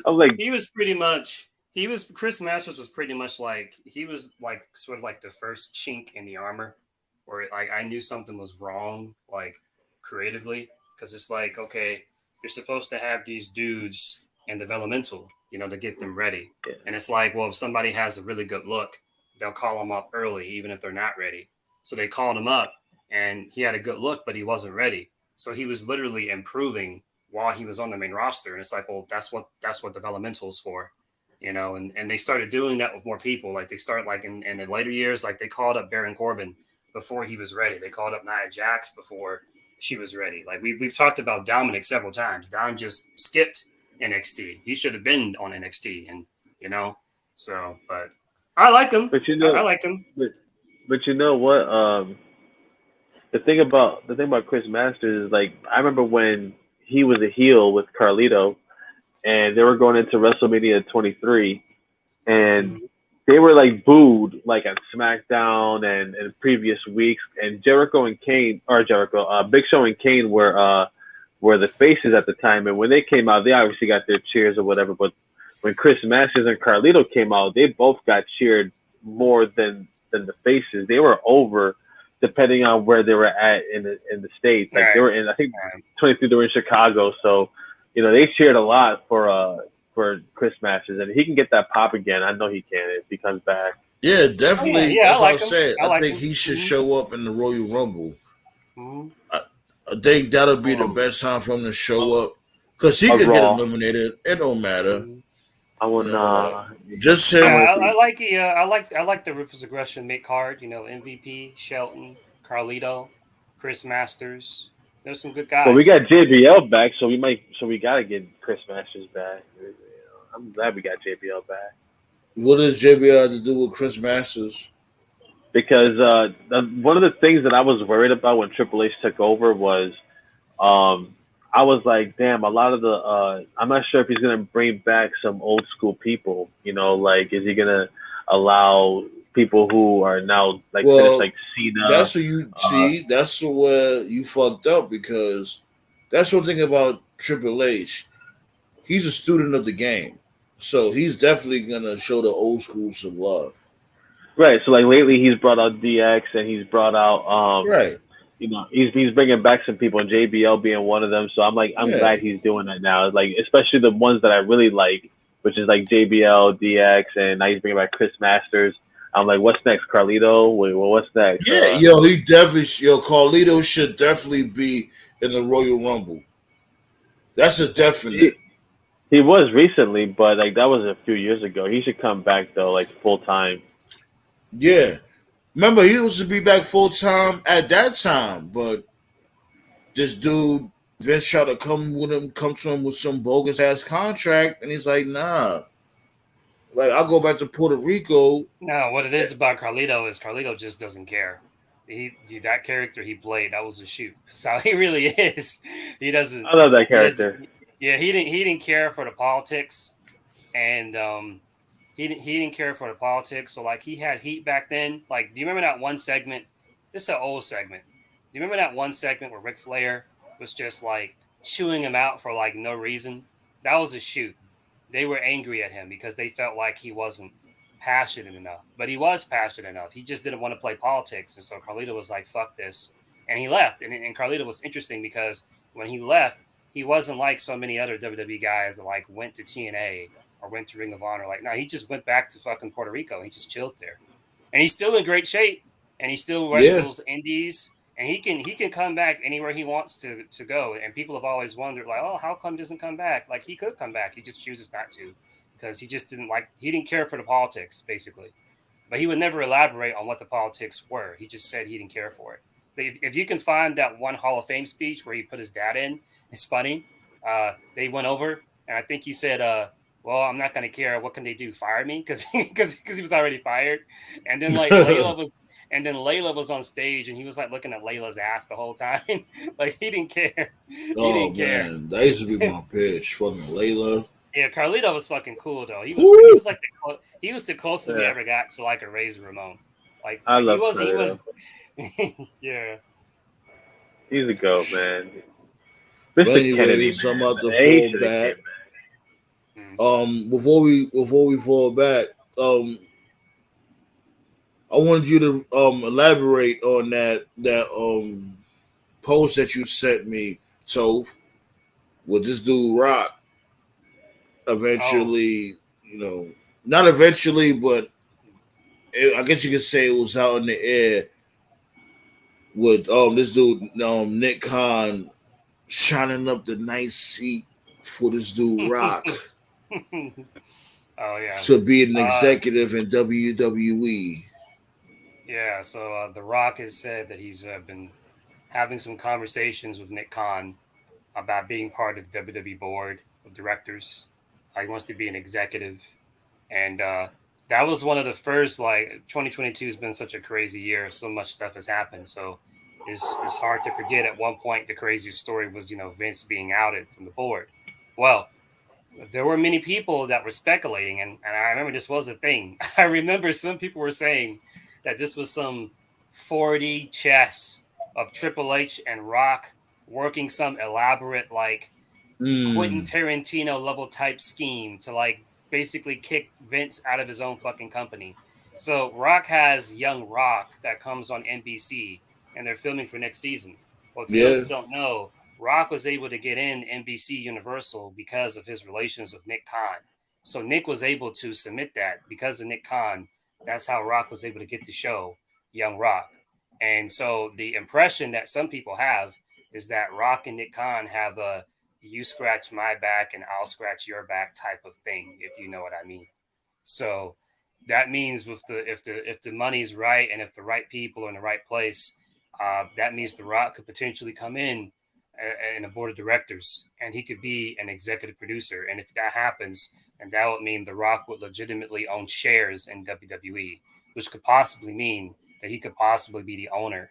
And to anyone that says, "Oh, that's just crazy," that'll never happen. People, this is The Rock. Like, Vince it's is still literally the owner. it's his thing. it's Vince is Rock's still thing. the owner. Oh yeah, he's still the owner for now. He has the majority shares. He doesn't. Right. He's not going to sell them. Not willingly. He's not going to sell. And trust me, Vince is going to be fine. Rock ain't going to do Vince dirty. Man, look. What if he was to sell his shares to The Rock? That's if he does. He's not going to do that. If anything, I think The Rock should just bring back Vince. No, why not? Like, yeah, I got power. Definitely Here you go. appreciate that, Marcus. Definitely appreciate that. Shouts go out to my dude King Mike. Sub to his channel too. He another wrestling fan from Texas. Wrestling fan from Texas. I love that JBL promo when he was talking about Texas. That was so funny. He said, Dolph Ziggler, they say he stole the show. I'd say he's been stealing money from the company for 15 years. He said that if Ziggler was in the Attitude Era, he simply wouldn't make the cut.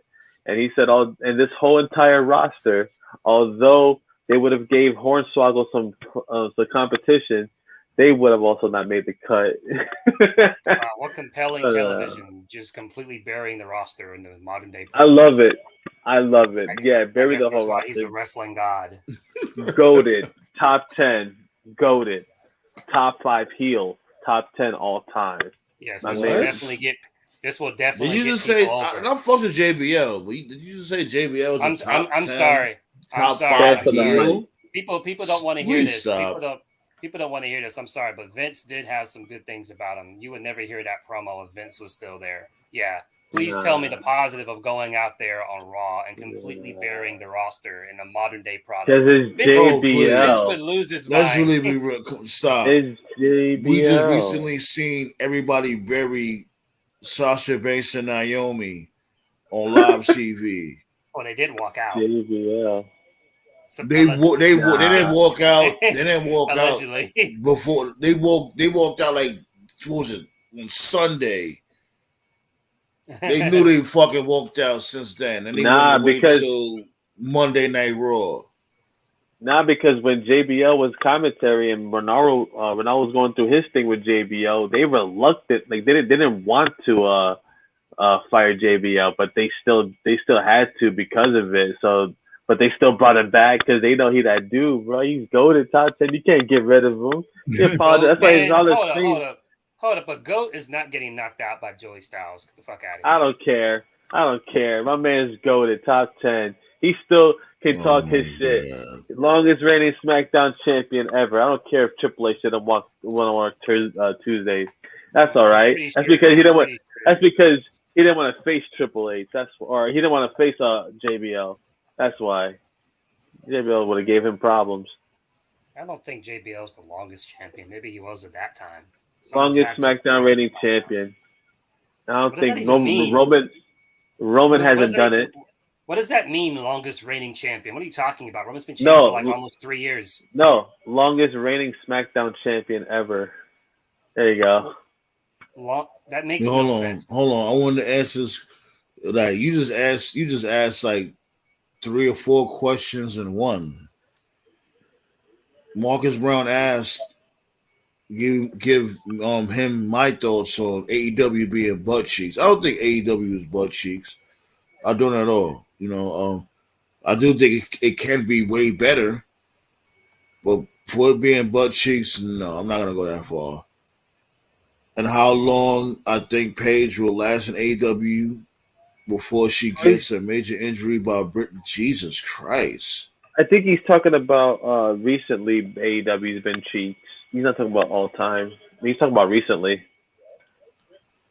Well, that's what I'm saying. Like, I don't think AEW is butt cheeks. Like, that's, what I mean. I'm not gonna sit there and say it's to the point where it's no excitement in AEW. No, that's what you call butt cheeks.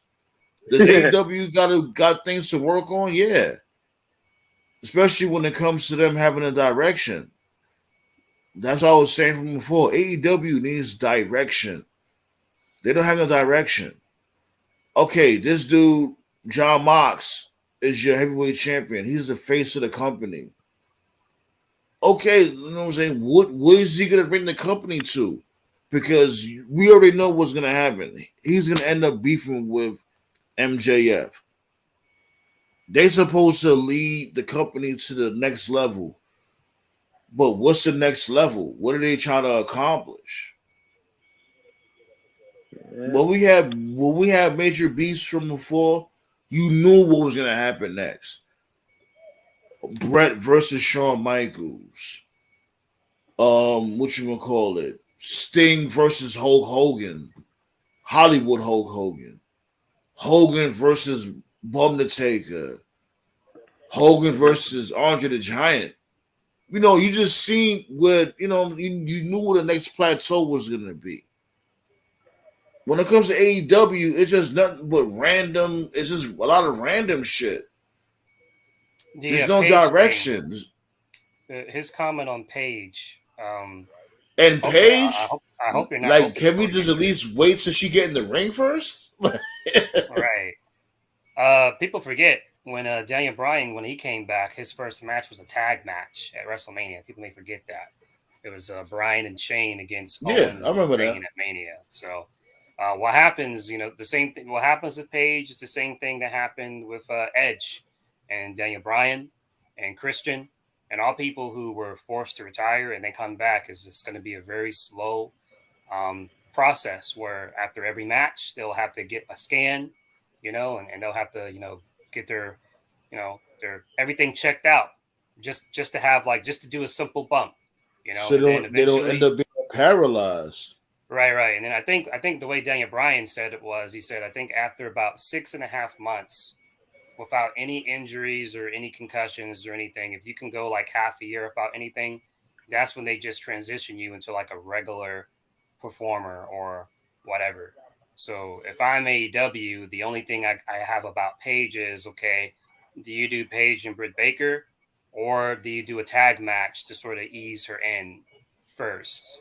You could do a tag match. You could do like say Paige, Tony Storm, and a third person against Britt Baker and her group. You could do that, or you could just do Paige versus Britt. But I'm not a huge Paige fan. But what I will say is that if Edge and Christian and Daniel Bryan, if all those dudes can get a second opinion from a doctor, and if they can go out and try to have a second run where they can end things in their own terms, if they can get that opportunity, then Paige deserves the same opportunity as well, and I wish her the best. And I think the main reason why she chose AEW over WWE is because obviously in AEW she has more freedom, not just to wrestle, but like side projects and stuff like that. Because in Playing WWE they're video very games. right. Children WWE is play a video very game. That's like the main thing. Like, right, damn, let her play her damn video games. or Twitch streams and all that. Yeah, I see Sheamus has his YouTube back up. He's got his Celtic Workout Warrior. I like his Yeah, I YouTube channel. noticed. Yeah, Yeah. because they had him take that down, so he's got that back up. So good for him. All right. So Marcus Brown also asked or says, yeah, it's been terrible for the last year right now. It was average before, but the toxic fan base, TK, and the rest is bashing WWE unnecessarily every couple of weeks. It turns me off. Well, ever since the inception of AEW, they've been bashing WWE. I don't know where you've been. Like the Yeah. very first show, All Out, Cody Rhodes hit a throne with a sledgehammer. It's like, I'm not gonna lie. Like, I guess that's their direction. I don't know what this guy's talking about. The past few weeks of TV have been great. They've It, had it solid really episodes has. all week, So to me, it It just sounds really like you has. don't You like know, the everybody product. has their opinion. It's Right, like right, we right. said the same thing about Snugs. We like, what the fuck is Snugs talking about? Like if you don't like the Yeah. product, then that's fine. If you don't like the product, you don't like the product. But WWE, baby. don't say it's been terrible when like the past few weeks have been pretty solid. Like the show they did in Canada was great. It was a great show, great crowd, no bullshit. The show they did tonight was, outside of the injury with Hangman, that was also good. You know. All right, They need cool. to. He said, I I like like y'all opinion here. I can't disagree with y'all here. I know what the business is here. Mm. Um, I I just mean, think you're with right that about fans. JBL. You're right about fans being toxic. The only thing I feel about fans is, and we've talked about before, it's like this, man. Wrestling fans, it's like a sports team. Everybody's got their own team, and you're gonna have good years and you're gonna have bad years where your team is winning. And you're gonna have years yeah. where your team is losing. Well, if you really support your team, if you're a real fan, you'll be with them for the good and for the bad. And my issue with wrestling fans as a whole is that when their narrative is being met, they're loud as fuck. But when their narrative is not being met, they're quiet as fuck. And it's like, where are you at? Right. Where are you at? You know what I'm saying? Yeah, it's So that's like that, people that's love my the issue. toxic shit. That's my issue because last Not many year, like me. well, yeah. And to your credit, Snugs, we do see, we hear from you every week. Like last year in 2021, specifically like the summer to fall, like AEW was like red hot. They were on fire. And it was like all these trolls about, oh, AEW is going to go out of business, AEW's dying. Like I didn't see any of them last year, but this Mm. year it's like I see them like every week, and it's like, oh, okay, well I see you this year because okay, Cody left, CM Punk drama, TK can't keep his house in order, Mm. so it's like, okay, now that the narrative is being met, now we're going to come out the woodwork, and it's like, well, that's not how it works if you're a real wrestling fan. If you really support the company, you'll be there for the good and bad. This isn't just for AEW, but in general. Mm. That's Talk my your main shit, issue with Toe. wrestling fans is that they ghost when their narrative isn't being met. Like all these fans who were just completely shitting on WWE for years, and now all of a sudden that Vince is gone. It's like, oh, okay, well, it's going to be great now. Like, okay, so Triple H is just going to erase all the issues of the past like fucking That's what I was 25 saying. years. Yeah, and that was some motherfuckers about. I ain't gonna lie, Nate is one of them. Like as soon as it's one bad Raw, oh everything is about to fail, yada yada. I'm like, yo, you can't do that. Like this dude Triple H got a lot of shit to do. Like this dude not Triple H, excuse me. Vince Right. McMahon had an influence over the game for like 50 years. You know how much fucking work Triple H has to do? Just because there's one bad Raw or one bad SmackDown, you can't just be like, oh, well, it's all about to crumble down and yada, yada, yada. And, shouts go out to King Mike. Like, King Mike made a valid point. He was saying that, since when a 1.8, when it comes to the ratings and viewership, was bad, it's not bad at all. There's a lot of shows out there that don't even do that much. It's just that us as wrestling fans, we're spoiled. We're used to the threes, 3.0s, or even the 8.0s. Remember, what was that Sunday Night Heat Mm-hmm. with Super Bowl shit with The Rock and Mankind? What they had, What like was that? 8.6? Yeah, it was the halftime heat. Halftime heat. That's what it was. Halftime Heat, yeah. Right.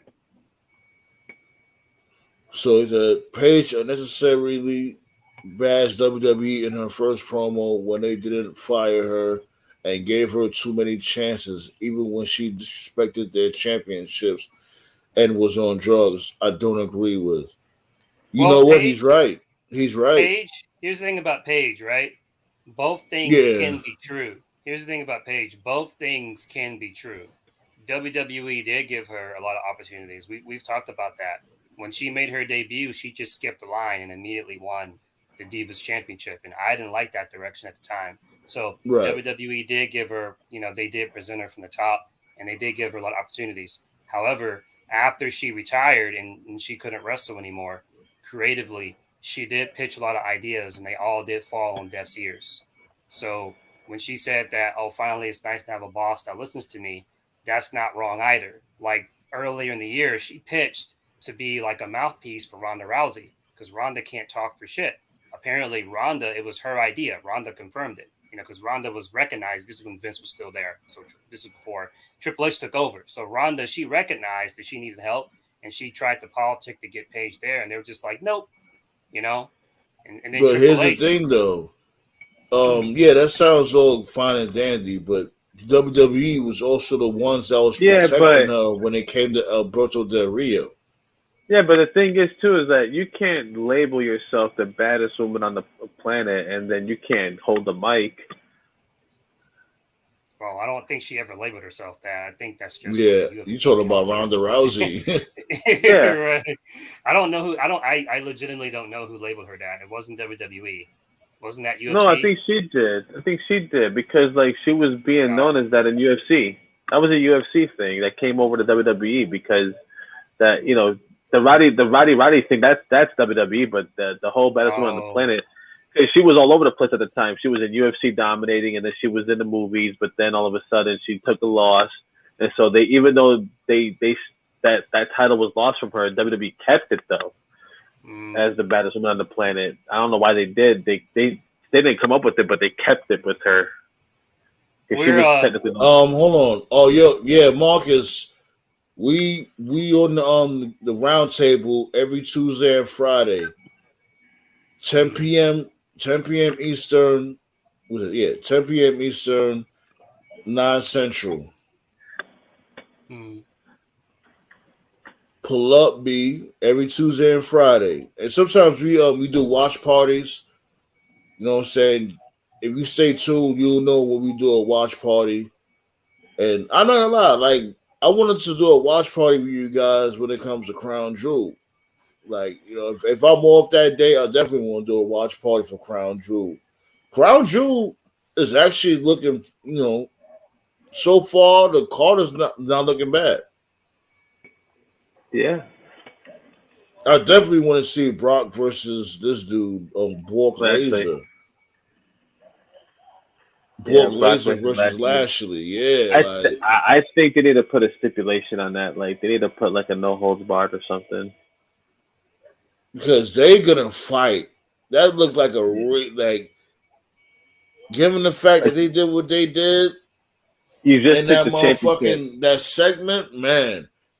Yeah, you just took Lashley's championship, and you're going to like have a regular singles match. Now this needs to be a no holds bar falls count anywhere match.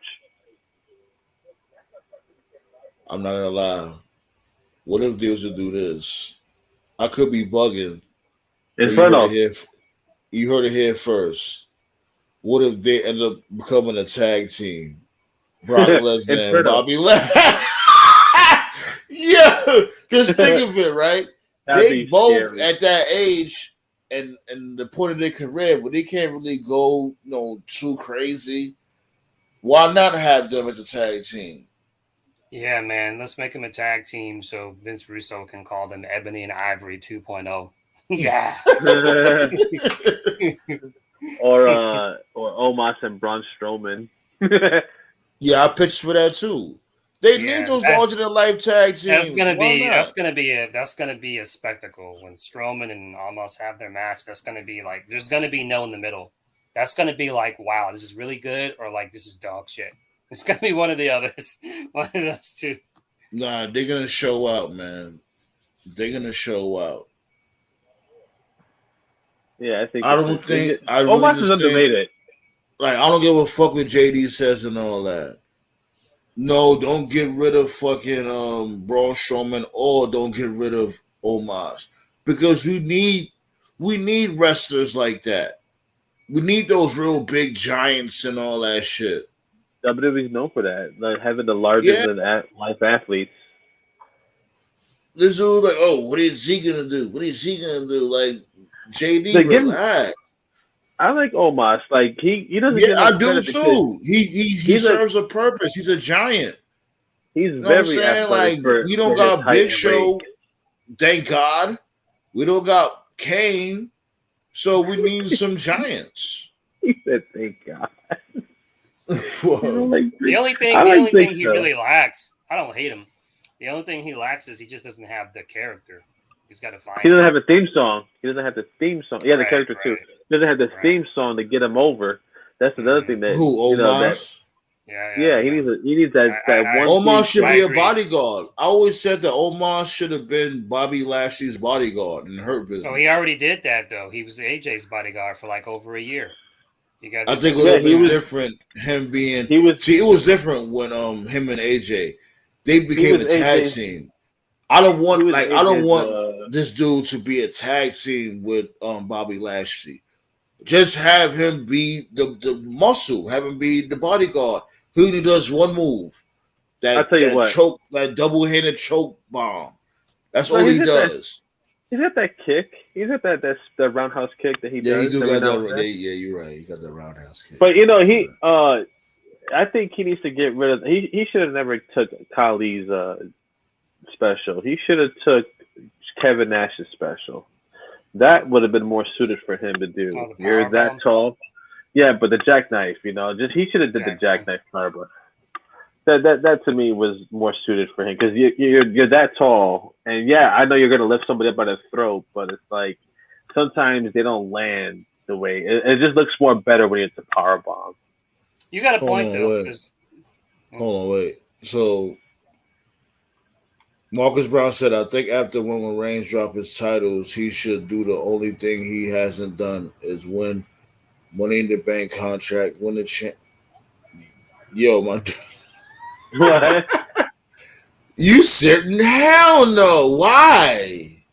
Wait, what? What did he say? I think He after said all Roman that- Reigns after Roman Reigns dropped the titles, he should win the Money in the Bank contract and win the belts again He one more retired. time. No.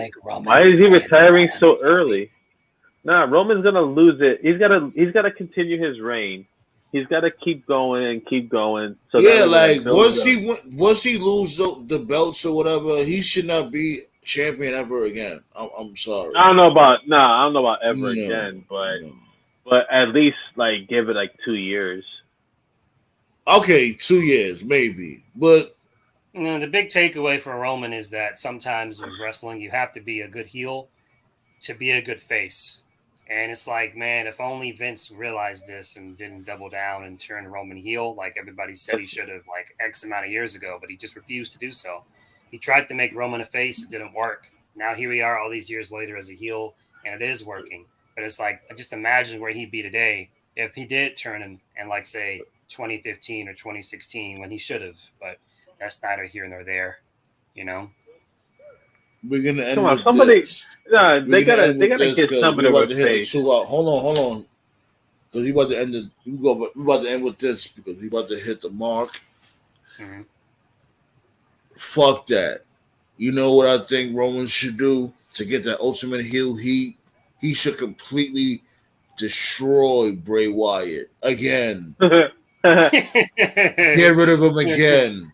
Since That they on was- SmackDown, all that hype had this dude Roman Reigns come out, him and the Bloodline, come out and just wipe this dude out.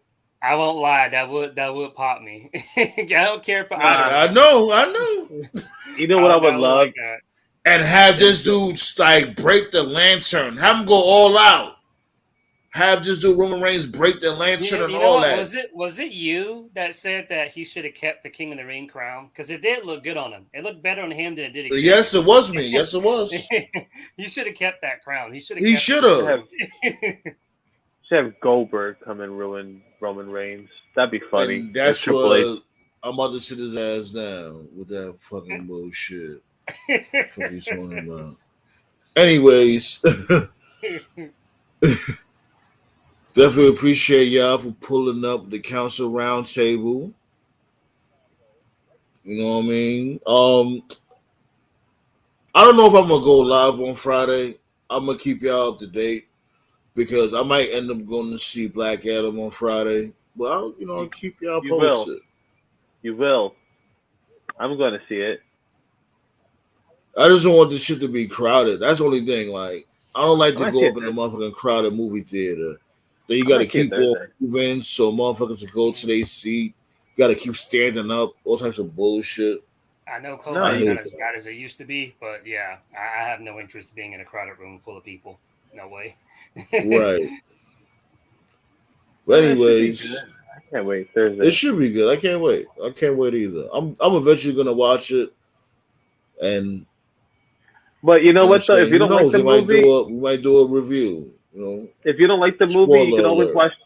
You can always watch Ticket to Paradise if you don't like the movie. I heard I heard Halloween Ends was dog shit. That's what I heard. No, it was pretty good. It's you know what it is.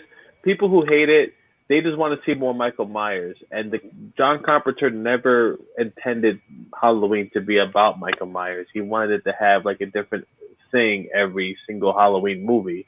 But people were so into the lore of Michael Myers that he had to keep him. That's why in number three wasn't about Michael Myers.